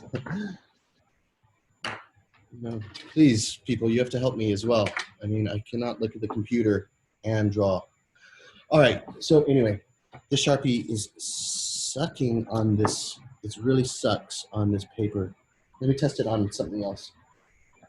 Let's test it here. No, this is too new. The Sharpie's too new. I need something. Hey, Brooke, it's still not showing your screen. Yeah, it's not showing for me either. All right, all right. All black. All right. Just So, a black screen. Yeah, it says you started screen sharing, but it's just black. okay. Yeah, Brook is in technical Right. difficulties. Stop screen share. Okay. So we're good. You can see my. Honestly, when I cut out, when I leave the meeting and come back in, I could see the screen share. So maybe that could work for other people. Just leave quickly and come back in. Okay, but you can see me. I'm not screen sharing right now. I know, but right when you were screen sharing, just before you cut it off, I could see it. I know, Monica. I heard you. I'm just trying to just make sure that. Okay, now I'm gonna screen share now. Visualizer. Okay. Can you see my hand moving? Yeah. Yep. Yes. Okay. Okay. Great. What was it? Oh, I was starting to get into Sharpie, Sharpie for the black stuff, but this Sharpie sucks a little bit, so I'm gonna find another Sharpie. It's too new. Sometimes the Sharpies can be too new. Let's try this. That's not so bad, but it's okay. I'm gonna try this. I'm gonna so since this is black leather, I'm going to use a black Sharpie. And I'm going to get in there with the shadows from those flaps. There. There. Just add a little extra thickness for that deep shadow look. Okay.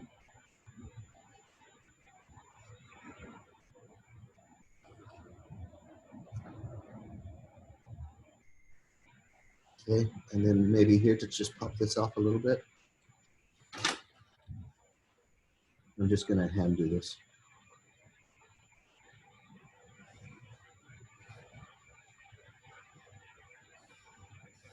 Okay. So that's some shadow. And oh, there's going to be a shadow on this side because I was telling you how I don't know if the screen stopped working, but this is how I'm constructing the bag. This is the end piece, which is this piece in here. This is the front, and this is the back. This is a top view, by the way. So since the light is coming from down here, this is going to be a shadow, and this is going to be in light. So how I'm going to do that in here is I'm going to put a shadow down here with the black Sharpie. So it kind of looks a little shadowy. And also underneath the strap, there's the strap casts a shadow too. Make it a little stylish.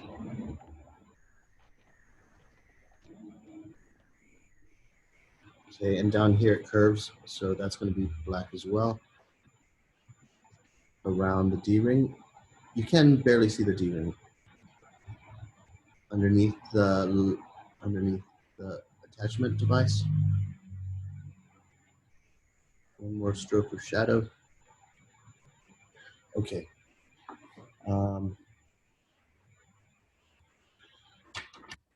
Since this boot has it's a piece of leather on top, I am going to put a shadow on top because the leather behind is going to cast some sort of, leather kind of tucks in as the boot is over it. So that's why I just did that.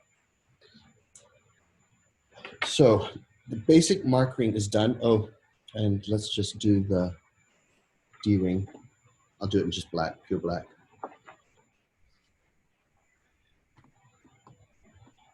Okay. And this attachment piece is, oh shoot, what? I think I messed up. That's a mess up. I meant to do it over here. That's a mess up. Anyway, whatever. Okay, now I can start popping this thing off with white and gradients and cores and all that stuff. So my flap, I'm going to start putting a core right in here, about here, where it's kind of bending. And I'm just going to shade it. Okay, I'm going to start on this. I'm going to start dragging it from the left to the right, because the light is coming from my left. So that's why I'm starting from the left and dragging it over, because as I go over, it gets a little bit lighter. I'm going to do the same on this side, from the left to the right, because the light's coming from the left. And a little bit of a core in here, and then fade that out. Just equalize it a little bit so they're both the same.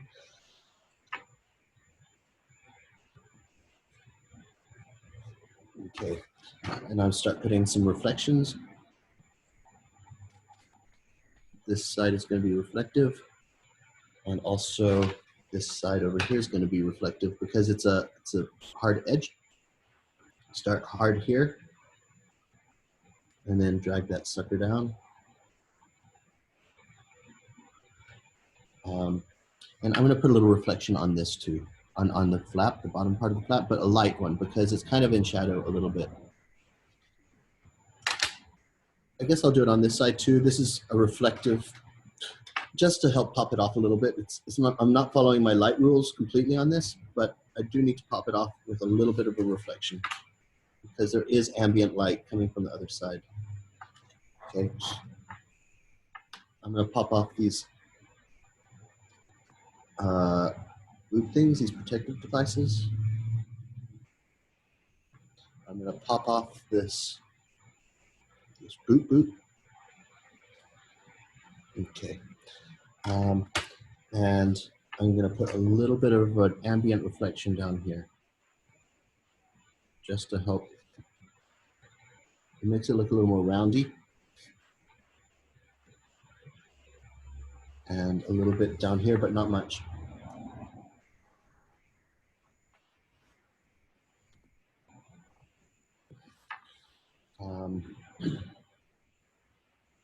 Okay, now what? Okay, my D-ring.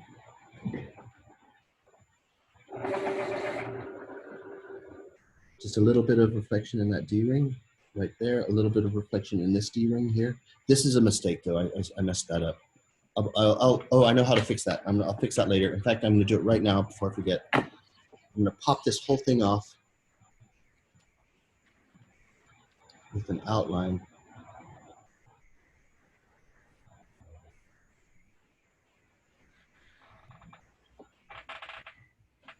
And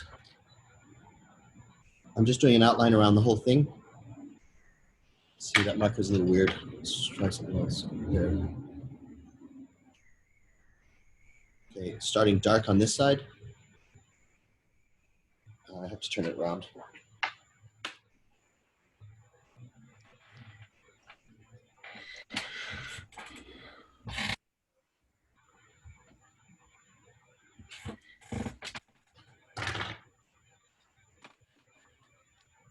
just going to help it pop off the page. And afterwards, I'm going to do something. I'm going to go around it with a marker, a thick marker, to cover up that mistake and also to pop it off the page. So, but I'm just going to do this one outline around now. I hope I remember.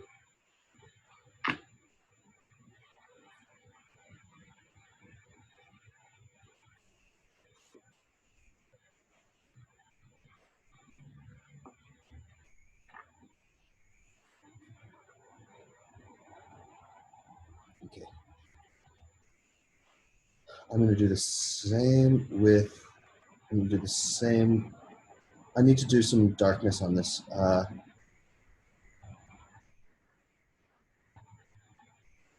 Okay, I'm just going to get onto the white pencil. Maybe a little bit up here.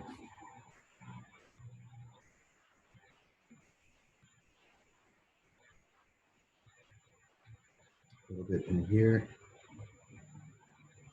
Since there's a piece of leather in there, I'm going to put a highlight on there with down here. This is very thin stuff, right? What I'm dealing with right now is very thin, so it's kind of hard to draw it. So sometimes you can use your finger to rub off if it's too bright. Sometimes you can use your finger to rub off the white stuff. So let's put a nice highlight in there. And then the boot. So the boot and the boot fits in here. Okay. Just add a little extra white in there. Just pop it off. I don't know if it's not working really. I'll tell you why it's not working. It's because there's already layers of wax and the pencil on pencil doesn't work that great. Okay. I will put a little reflection up since it curves under a little bit. This is an ambient reflection.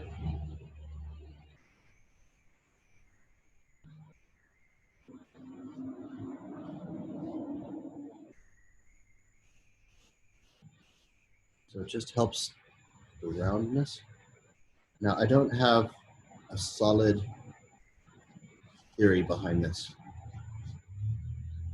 The theory is the light is definitely coming from here and it's definitely hitting here. Now that's for sure, but sometimes the light comes down, hits the table and reflects back up.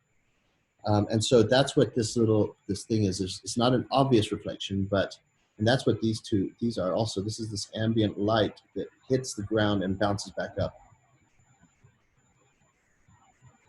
It's a little hard to explain, and I don't even have a really, that's how I can explain it. Oh, now my strap is going to be, okay, let me just get in this D-ring.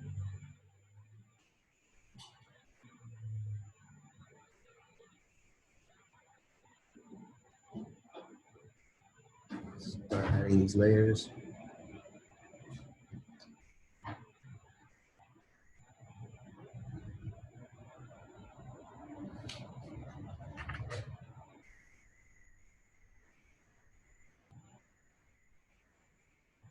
There. There.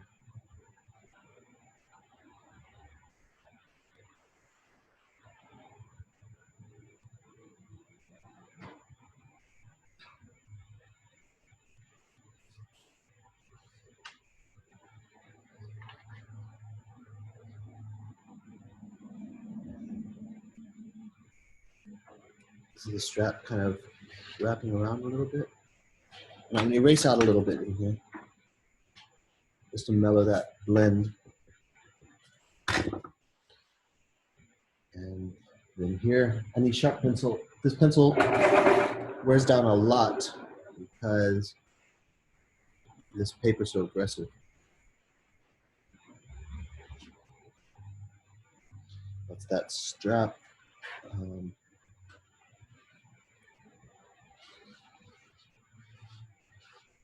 Okay. So, oh, okay, now let's do the same here. There's D ring here. The letter goes around.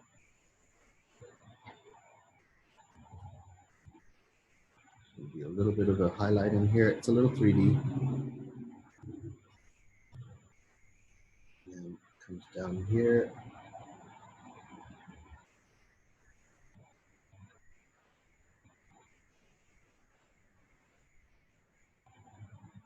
Just showing how that strap kind of wraps around. I'm going to do the same with this.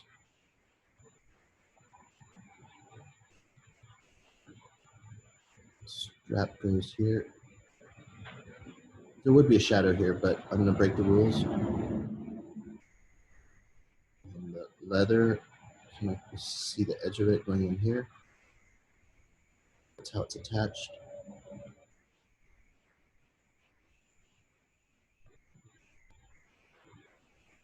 Okay, right. So I do have some basic white stuff. I'm gonna just beef this up a little bit on this side. I'm using the edge of my pencil to get a very dull shading. I'm gonna do this a little bit more here. It needs to be darker right in here. And here, once again, using the edge of the pencil to get that dull look. Okay.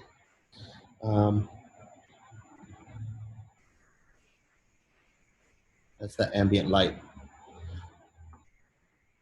Okay, so now I'm going to, I'm gonna shade this.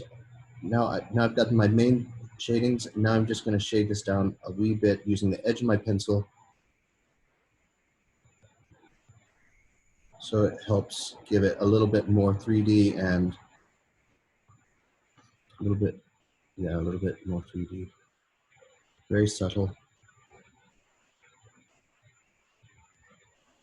I'm sorry, Brooke. I came in late, so you might have already mentioned this, but what brand of white pencil are you using? No, I didn't mention it. I'm using Prismacolor. Let's see, can you see it? Prismacolor. Okay, thank you. These are the standard pencils that are used. I'm going to go around this shadow a little bit and poke it out. And also I'm going to do the same on this side.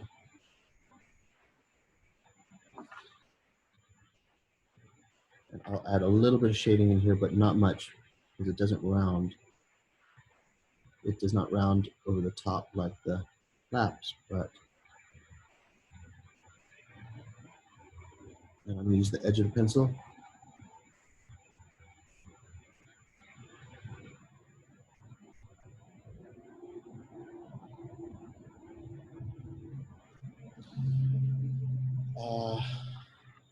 Now what? I'm going to go back into my burnt sienna, and I'm going to go over this. I'm going to go over this white pencil and see what happens.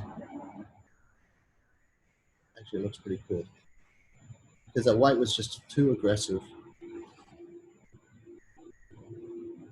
And I'm going to do the same. I'm going over in fact, do it one more time. I'm going to go over the whole thing, this whole brown thing.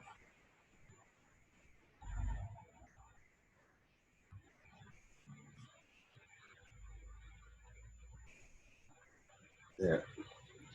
And I'm going to do the same with my strap because that white is too aggressive. So I'm going to bring that down, turn it down.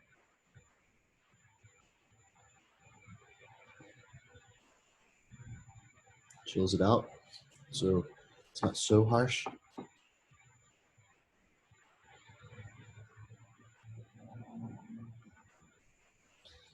Same here, because this is how the strap attaches. Okay.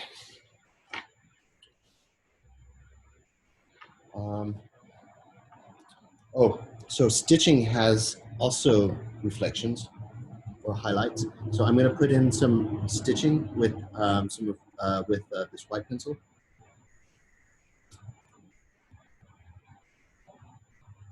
Sharpen. I need to sharpen it.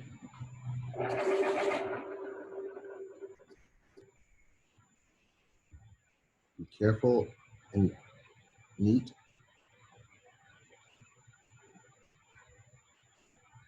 Maybe it has contrast stitching. I don't know. Same with this side.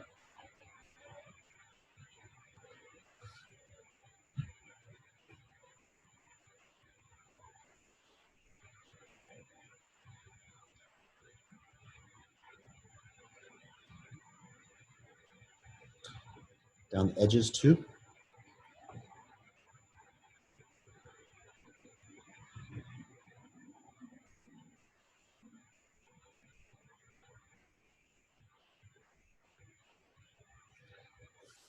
This side as well. But not as heavy because the light's coming from the other side. So I'll try not to be as heavy.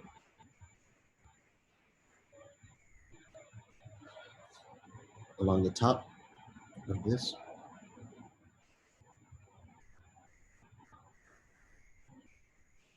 And here too.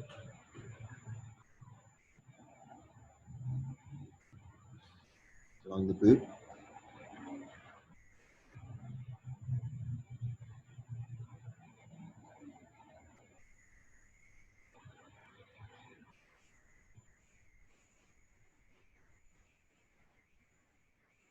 Fade it off as I go away.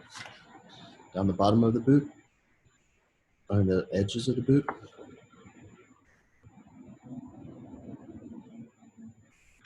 And I'm going to chill out this marker that's on, I'm going to chill out this red, this white pencil in this area because that white's too obnoxious. You know what, I think I'm even going to go over those stitches to chill them out because they wouldn't be white, it would be the same color. So I'm going to chill those out with some marker on top of the white stuff. But now I'm going to get back in there a little bit. I've lost a lot of my contrast.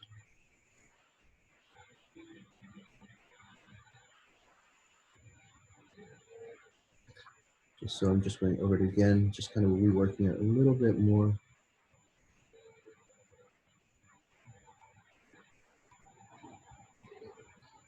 So you can see that that's a attachment.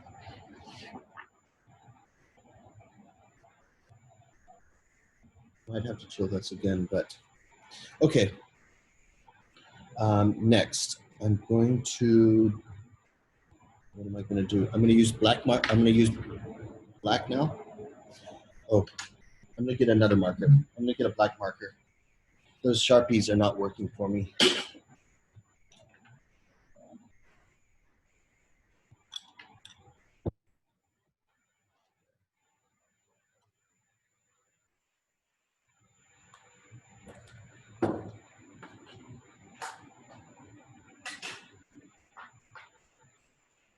This is a black, this is a cheapo black. Let's just test it, see if it works.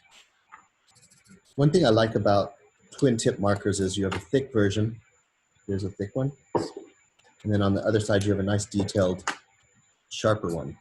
So I think I'm gonna use this and just go over some of this shadow because my white pencil went over and it made it kind of a little messy. And down here as well, an extra layer of black.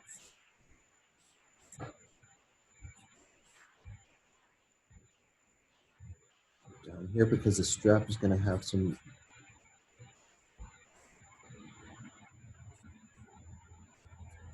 shadows on the strap.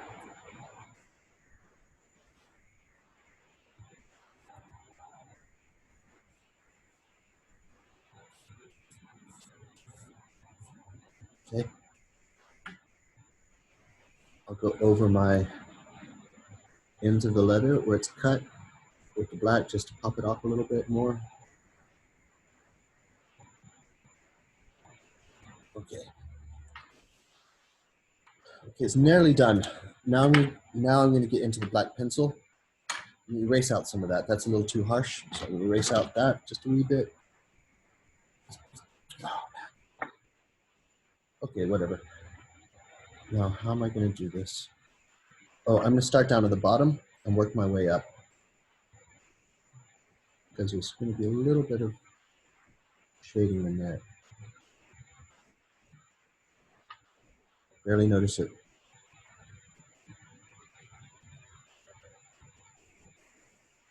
A little bit down here as well.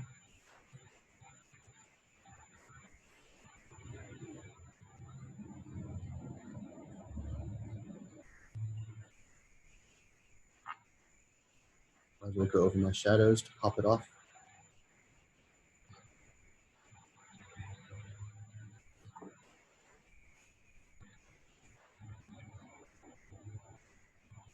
Just get that extra contrast. Down here, the bottom. Very dull. I have a very dull pencil right now, so it makes it blend nice.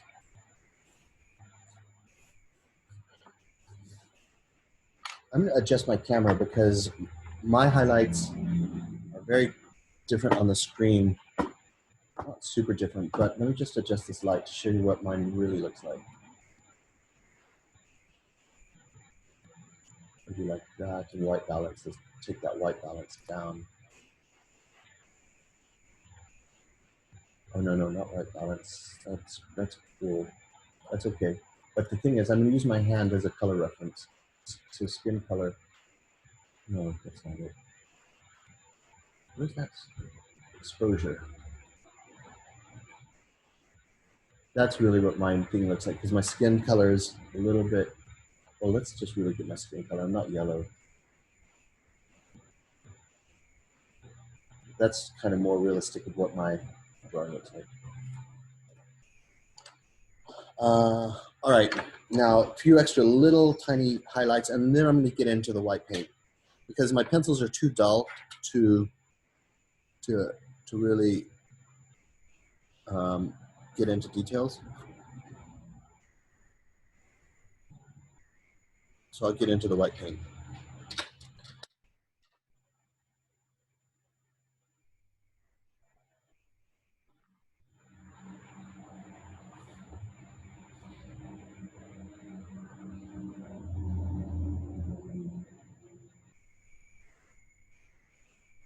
So black, I think I've got all the black in that I need.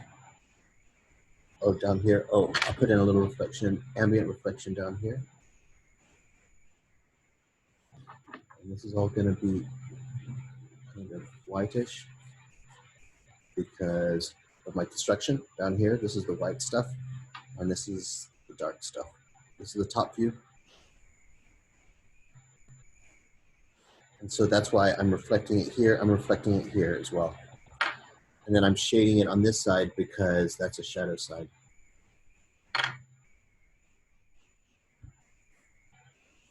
Putting some stitching.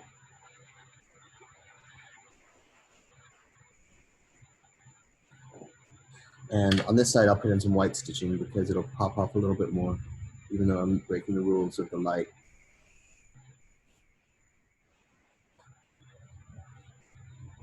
Oh, I have stitching that goes in here as well, the X.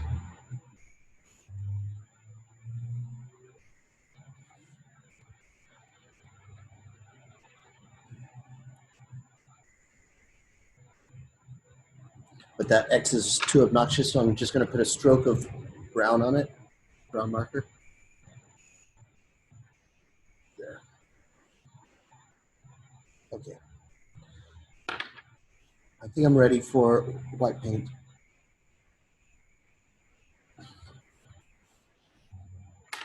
Oh, I'm going to use this black marker. I'm going to go around the whole thing with a black marker on the outside. So what I mean by that is I'm going to go, let's start off with the top.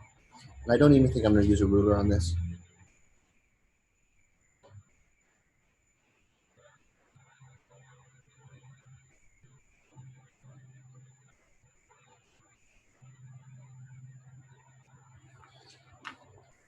And I'm going to go right around here. Follow all my contours.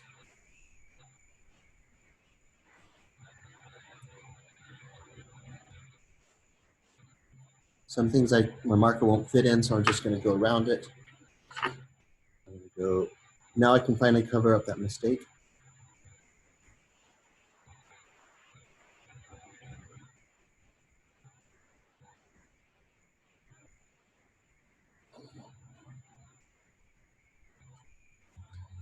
and underneath.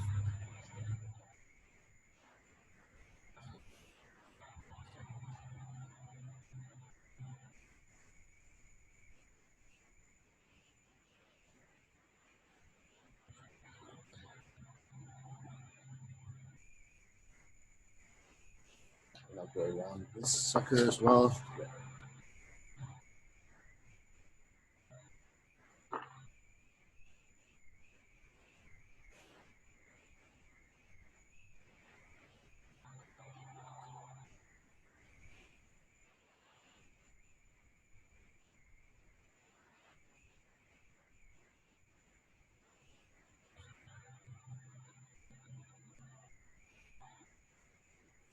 Inside here.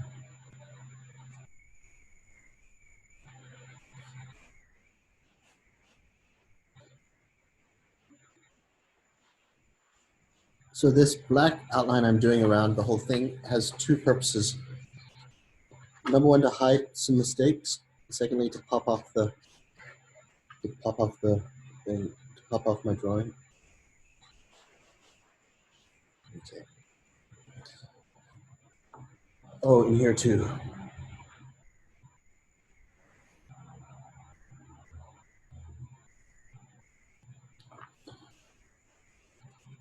I guess I'll color that all in. Okay. So it's basically done. I'm going to do my last step, which is going to be some white paint. No, actually, I'm going to chill something out first. I want to do a test. I did some stitching and some white lines. I want to see what happens if I put some of this warm gray 80 on top. Okay, it doesn't do much. That's cool. So I'm going to, stitching has a shadow underneath it. And then also stitching has a, it presses the fabric in. So there's that stitch, there's an indentation in there. So I'm only putting this line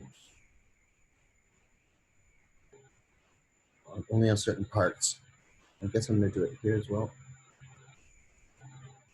I don't know if you can see that. I don't think you can. So it starts to give that like a little bit of a more of a 3D look, more of a structured stitch. And it's gonna go over here because the letter sticks in a little bit.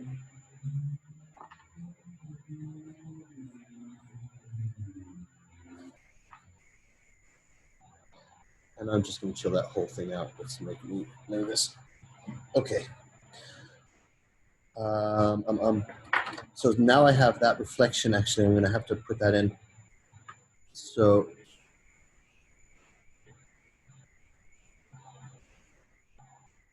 just gonna try to be subtle about it. But there is a reflection there because stitching does create some surfaces. The same here. The same here. The same here as well. Here as well. So, okay. And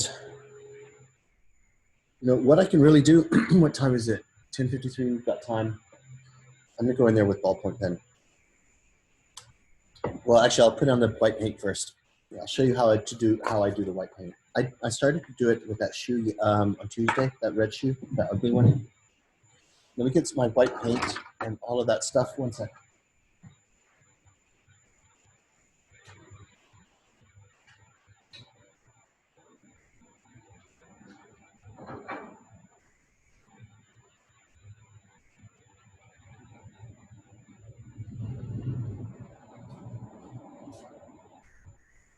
Okay, I'm back, and I have a plate. Got some little thing of water, and got my gouache watercolor, and I've got a thin paintbrush.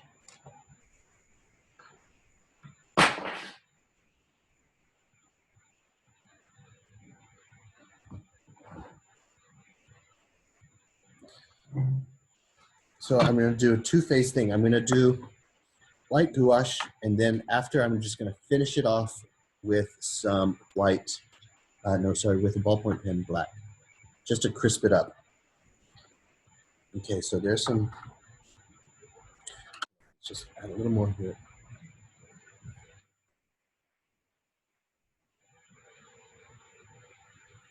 Okay. So paintbrush, get it wet a little bit, mix it in with the paint.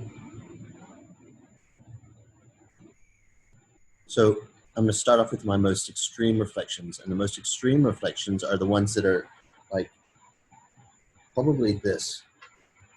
I'll get rid of some of that paint. Let me test it. It's going to be very harsh. I'm going to have to reduce. I'm going to have you reduce the white paint. Sorry, you can't see it because it's so white, but I'm watering the white down. In fact, I will change my camera. Oh, sorry about this thing. Why is this showing up? What is this? Cancel. So guys, tell me if there's something on my screen, you know, please. And then I'll fix it. No, what am I doing? Oh, I'm gonna just adjust the camera a little bit. White balance. Just turn it down. And white balance is good. Just turn down the exposure. Okay, well, it doesn't help. I really wanted to just show you what I'm doing with the paint, but I just can't do anything about it. So I'm just gonna make my drawing how realistic. That's what my drawing looks like. Okay. So anyway, watering down my paint a lot because I can tell it's quite harsh.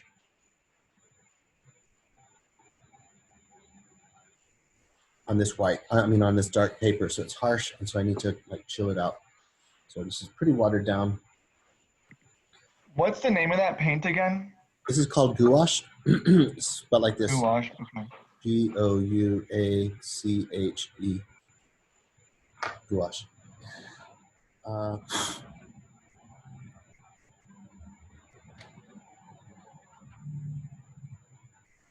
Okay, so this is what? Okay, I'm just gonna have to try a few things first. See how this works. Oh, funk. Now there's an issue. What the issue is white paint doesn't go on. White paint does not go on wax pencil very well. That's what the issue is. Just rub it off a little bit with your finger as well. And I'm going to take this off a little. Rub it with your finger.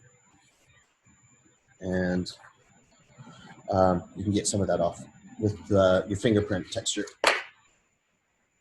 I desperately want to put some white paint on here, but it's so harsh. I'm just watering this sucker down big time.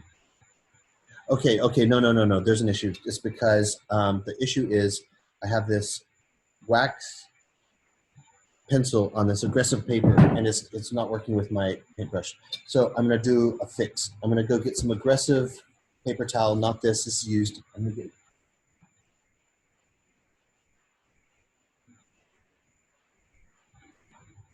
Now I'm using paper towel because it's aggressive.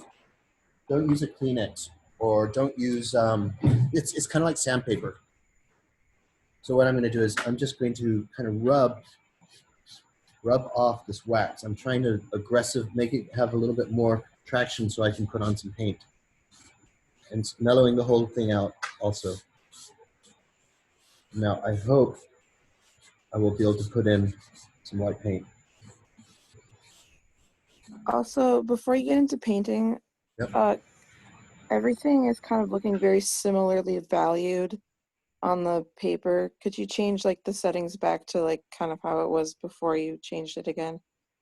It looks very like the darks are light and the lights are kind of dark. Well, this is the most. Yeah, that looks better. Yeah. Okay. That's probably. Oh, that's most realistic. That's what my drawing looks like. okay. Thank you. Yeah.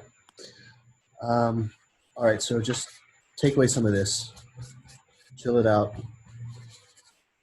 and let me try this a little paint again. Let's just see if this is going to work. Okay, I've watered it down quite a lot. Let that dry, just so I can get on with it. I'll force the drying. Okay, let's try again. I hope this doesn't get all weird. Oh, good. Now we're good. So the stitching's underneath. That's why it has this. I'll put in the stitchings.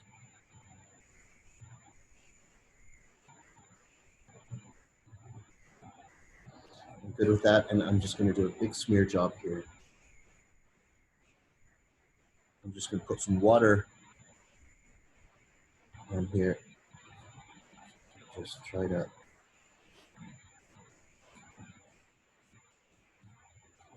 There. And what I'm trying to do is I'm trying to gradient this out so it looks round. I'm going to do the same with this. It's too harsh. Come on, mellow this out with water. I'm fighting a little bit.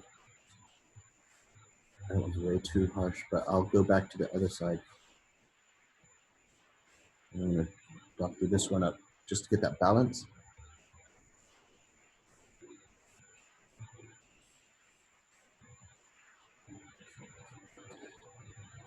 Bring that reflection down because there's a little bit of, yeah, and just a wee bit down here.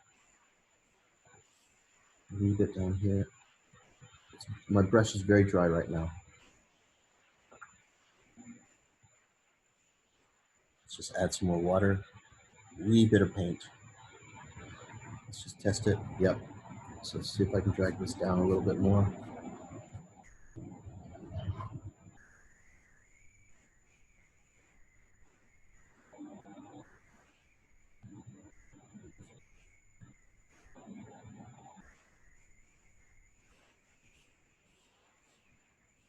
Okay. Now I hope I can put in some white paint in this area, because this was the area, it has a lot of built up wax from the pencil. So I'm gonna see if it works now that I've made it abrasive, and it does work a little bit better on this side as well, but it's still not great. And here, I'm gonna have to go slow on this one. This is a straight line, so I have to go slow on that, and I'm gonna fade it off as it goes back there. So it has a little dynamicness. Now stitching,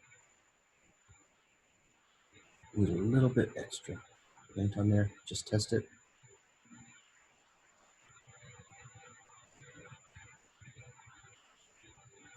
It's a little aggressive, but I'm gonna add, so I kind of use the pencil at the same time because there's a little reflection where stitching is. Okay. Back to the white paint.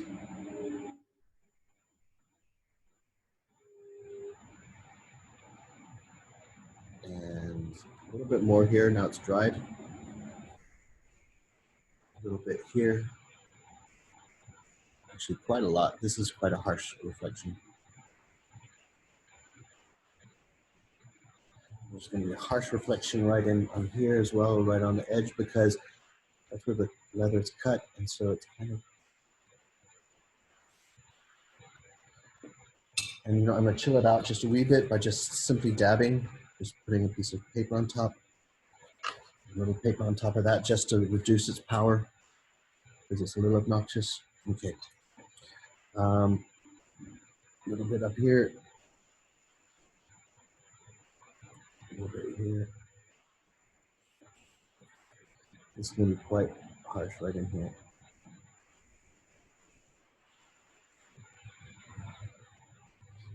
And this is a shiny metal piece, so this is going to definitely be a little bit shinier. My metal, my leather wraps around.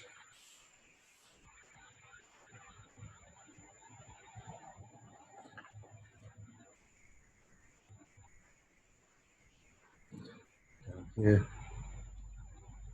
I think I have to put a little more paint on there. Just test it. rid of some of that excess.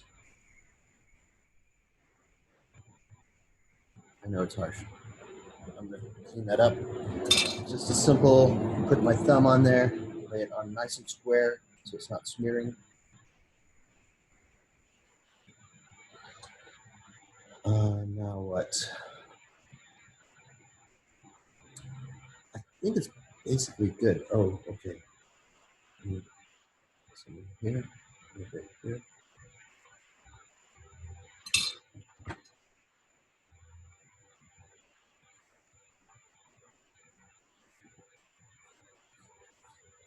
One more go over.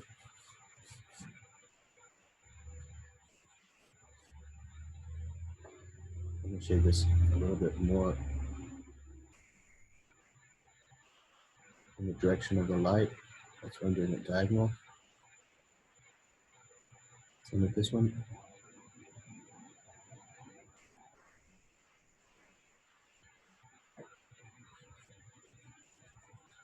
I've got some white. I might as well do some black on the other side to get that contrast.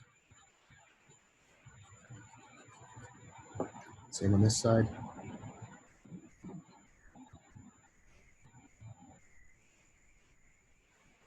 Now, I've not done a drawing like this for a long time, so this is kind of new-ish for me. I haven't done it. I used to do it a lot, but it's got an old-fashioned look. Get some contrast in there. And then also back here, I'm going to do the same.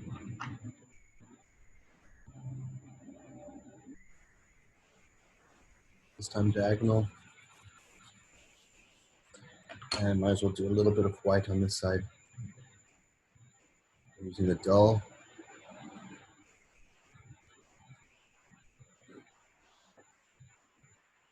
Okay. And I'm just putting in stitching in there. Okay.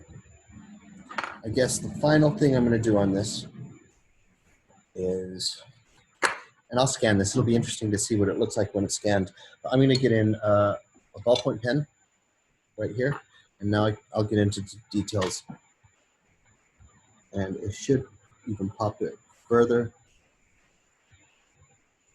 And this I don't need a ruler. I don't know if it's even working.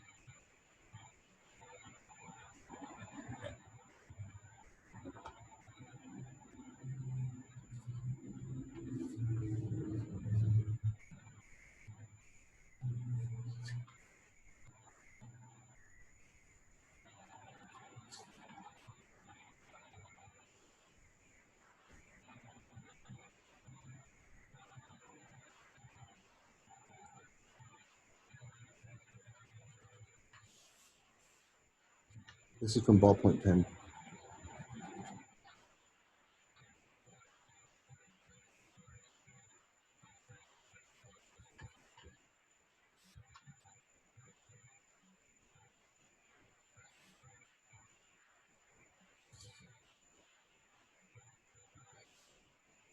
So basically what you have to do is you have to look at bags and how they reflect and see all those little nuances that I'm trying to get here. So when you look at a patent type leather bag, if you can find one, then yeah, definitely have a look and see how all this stuff kind of works. I'm so sorry. Could you shift? I'm so sorry. Could you shift your paper a little more to the center again? A lot of it's in the shadow of your hand when you're doing stuff. Okay, and I'm gonna. It's kind of dark. I think it's too dark. And let's just exposure. Let's just see if I can increase. Okay, well. Thank you. Sorry for interrupting. Yeah, no, it's cool. No, I'm glad you tell me this. I need that. And what I'm doing is I'm just going over with ballpoint pen. The thing about ballpoint pen is you can really adjust its power because it's kind of like a pencil. And I'm going to shade this side up.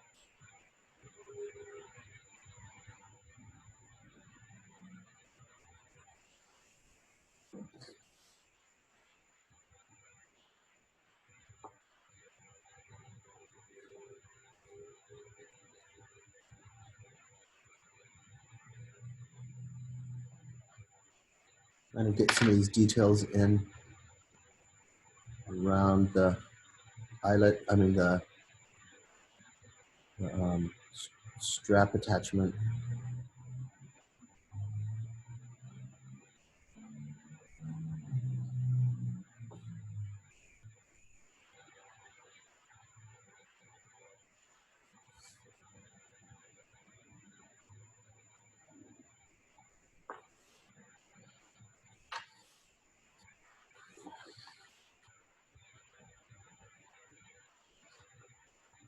I can't see anything in here, so let's see if I can get that.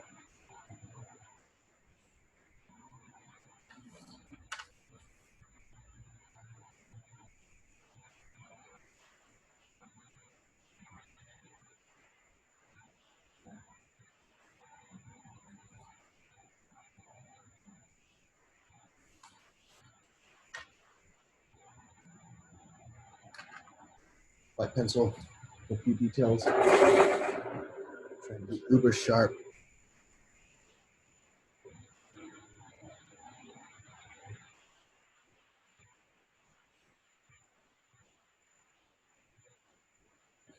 Kind of wrestling a little bit with this.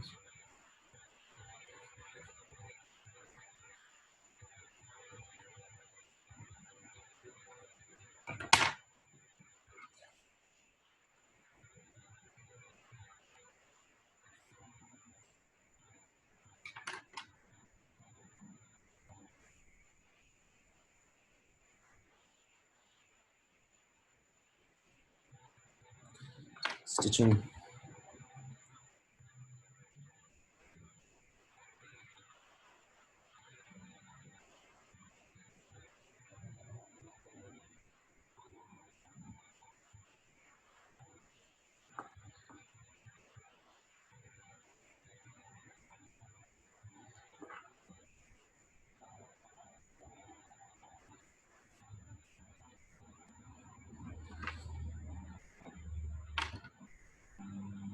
Oh, this is where that X thing is, where it folds over.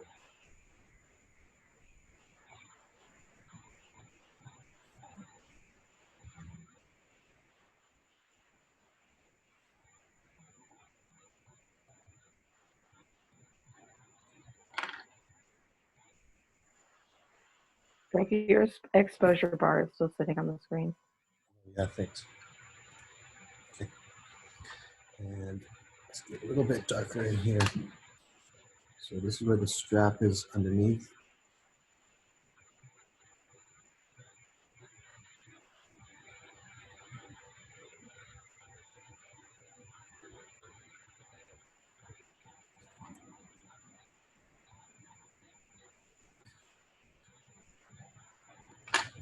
We'll shade that in because it would highlight or pop light off there. So I'm gonna rub it off a little with my finger.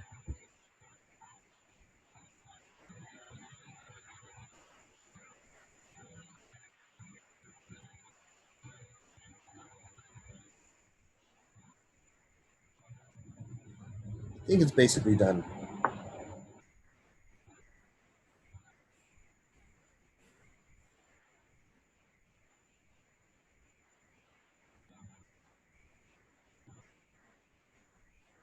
Okay.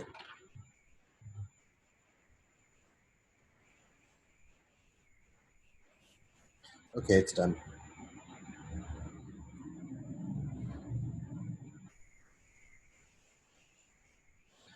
Now if I scan it,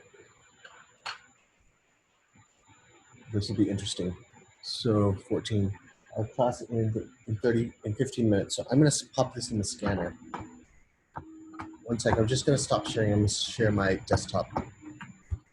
So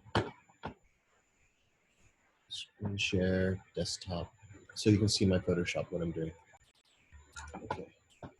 So can you see my desktop? No.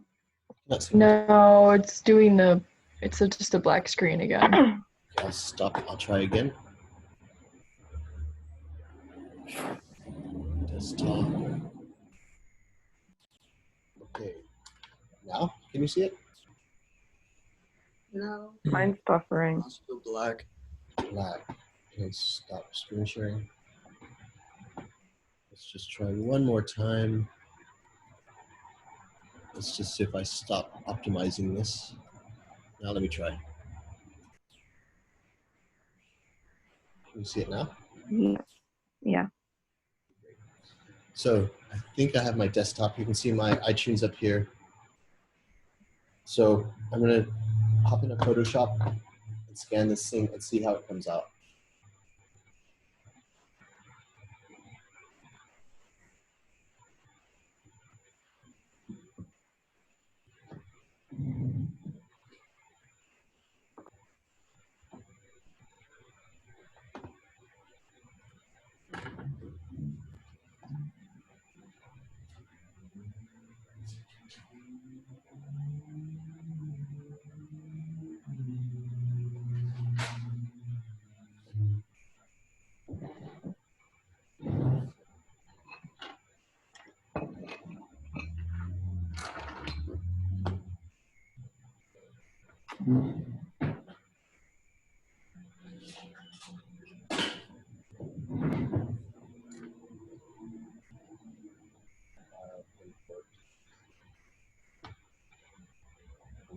Devices.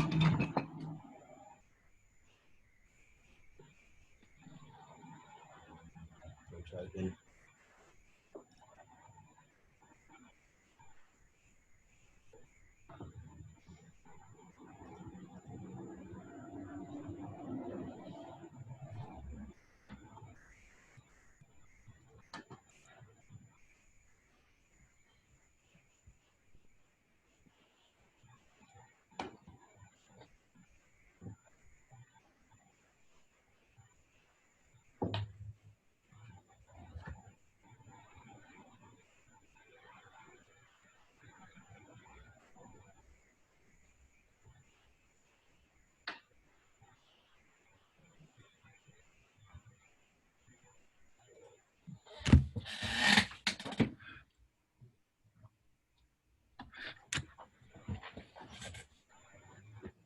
Maybe if I turn off my video, it helps.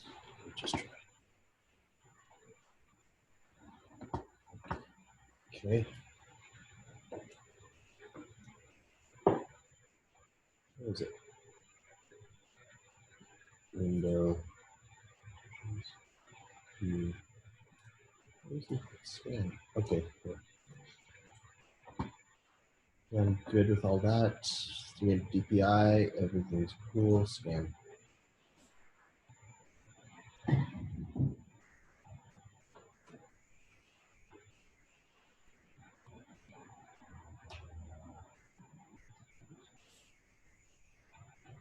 Let's get.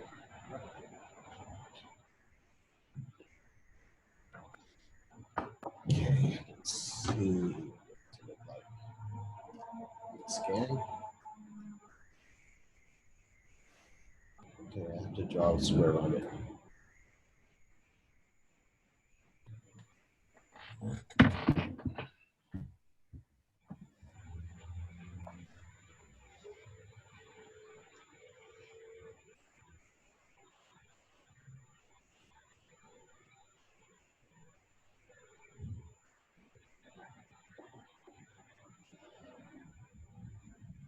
Okay, Photoshop, this is what it looks like.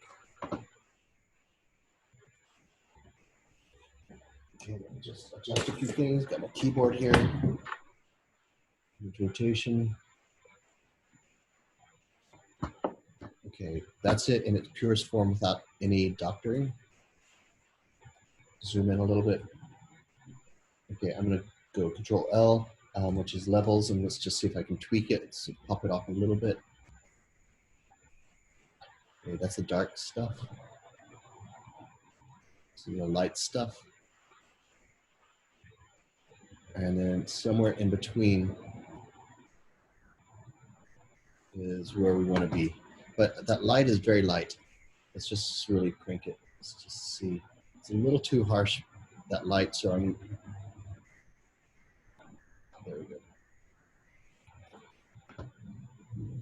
Okay, hey, so I'm gonna duplicate this layer. I mean, I don't mean this to be a Photoshop lesson, but what I want to do is chill this white out. It's a little too harsh. So it's a little advanced Photoshop, but I'm going to go into this thing called Dodge tool, or hey, what is it? Dodge takes it darker. Let me just try something. Let me just try. Oh, okay, that makes it whiter. But this one down here, the Dodge, the burn tool, I always get mixed up. This is going to take this down a little bit. So I'm going to make it really a hard airbrush. I mean a soft airbrush. And move my camera out of the way. And I'm just going to chill this out because it's just too much. Let's just turn this thing down instead of 100%. Let's turn it down because I've got to be very careful.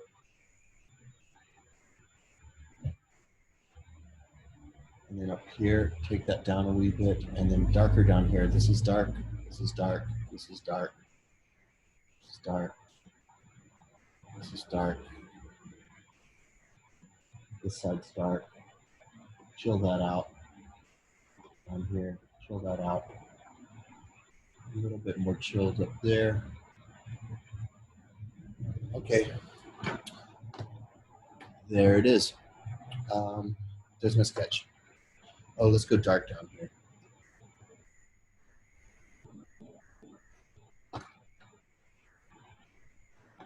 There we have it. I might as well, I don't know if it's worth signing. Might as well. Let's just test. Turn it down, way down. I'm not very, this is not my best piece, so I'm going to go super chill.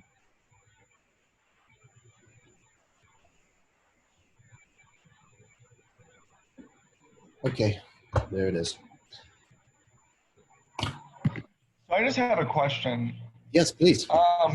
When you were doing the white colored pencil to create the highlights, Yes. how did you make it have that texture as it like kind of looks like leather, honestly? Because the paper is very, very textured.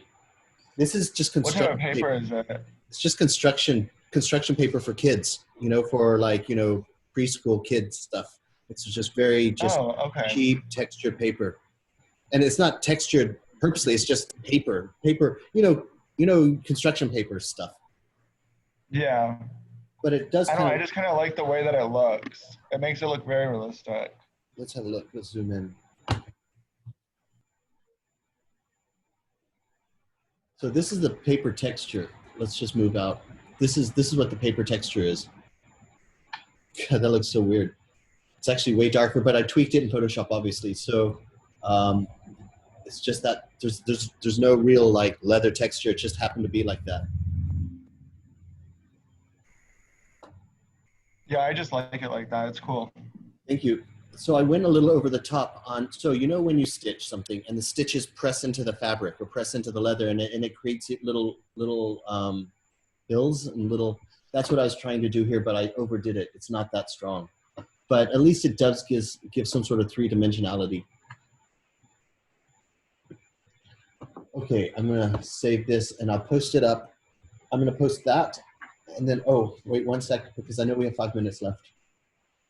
I'm gonna scan my thumbnails.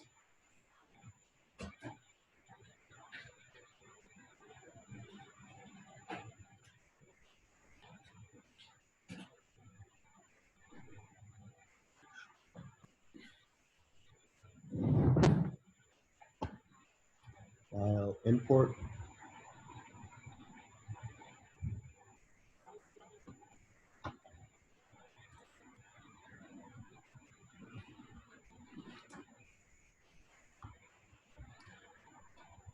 There are my thumbnails. I will crop it.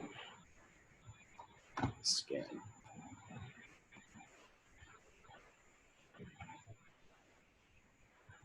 Yeah, I was fighting that. I haven't done a colored paper sketch in literal years, 10 years. So that's that was an interesting experiment. Okay. Image rotate, clockwise. Yep.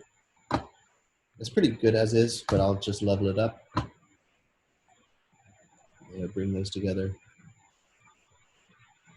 There we go. Okay. Okay, I'll just save these. And so does anyone have any questions? Or so for homework on Tuesday, do some thumbnails. And so maybe you do a bag and a shoe. So one page of so basically 4 pages. If you do a shoe, do a page of thumbnails, and then do a more of a finished drawing. So do you remember me doing this drawing? Let me show you.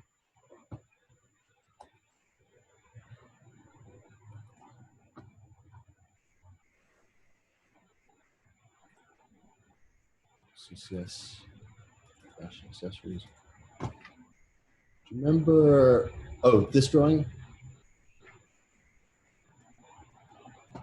So do something a little bit tighter. So you're going to do some thumbnails and choose one of your favorite designs, and then take it into a more of a finished drawing, whether it's something like this or like a colored paper pencil drawing. But I just want to see you take a thumbnail and be able to put it into a drawing that you could hand off to somebody that could basically produce the bag and do a shoe as well.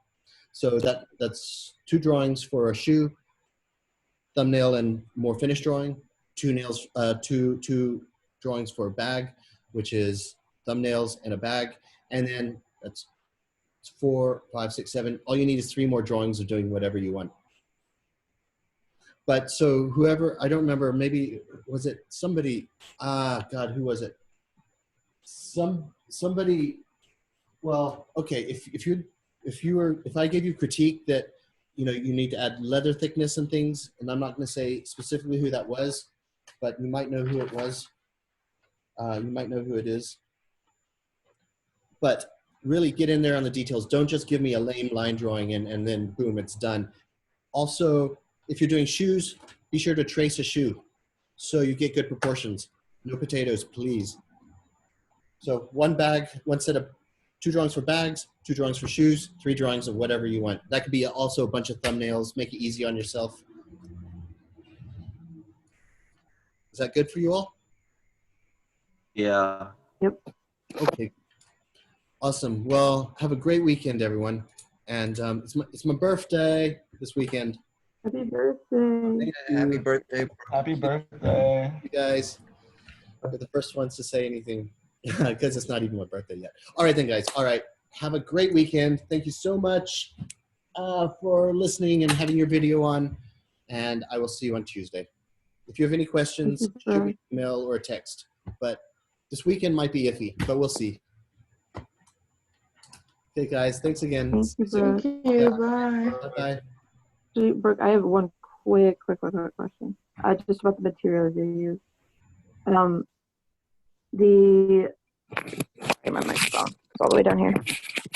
The markers you use, were those just Prismacolors or were those Copic? I used Copic. I used Copic for the brown on top of the black. But the thing is, I'm mix mashing right now. This was just Blick Studio. These are really cheap markers, Blick Studio markers. And I just got a bunch of free ones. So I was just using these because it was the easiest. Because it's closest next to me. So. Is the Blick Studio, is that cheaper than the Prismacolor or more expensive, do you think? It's cheaper. It's cheaper. It might be Oh, half the awesome. price. It might be half the price, actually. Yeah. Okay, cool. Thank you. They're not great, but they do the trick. Okay. All right. Thank you. I feel like I had another question, but I don't remember now. Well, all right. Thank you. Monica, write a list of questions and you send them to me or something. Hey, by the way, I think you're missing a couple of homeworks. I know I am. I'm playing catch up in so many classes. Well, I will get those to you as soon as I can. I'm gonna be going ham on them today. All right then. I'm really interested. I know it's not part of this specific assignment, but I like the toned paper and the marker. Yeah. Thing I really like because I really like toned tan paper, so I want to do something with that.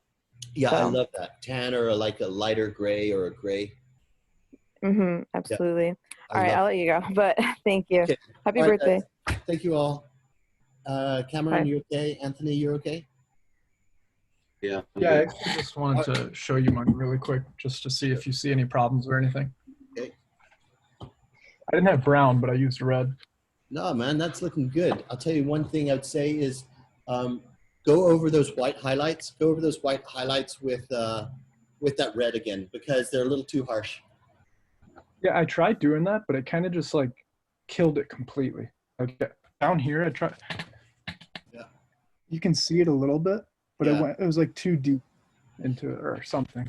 Okay, so the white highlight you have going underneath, that Mhm. needs to be chilled out. So go over the underneath. The top parts of the highlights are good, but the underneath Okay. needs to reduce, because your hottest part, the most highlighted part, is the top part. But those bottom corners, no. I'm thinking in the red part, in the red corners, the left and the Oh, right. here? Yeah. No, the left and the right flaps. Oh, okay. You see that white? You got some white going underneath, especially on, for me, it's the left side. Right here? Yeah, right there.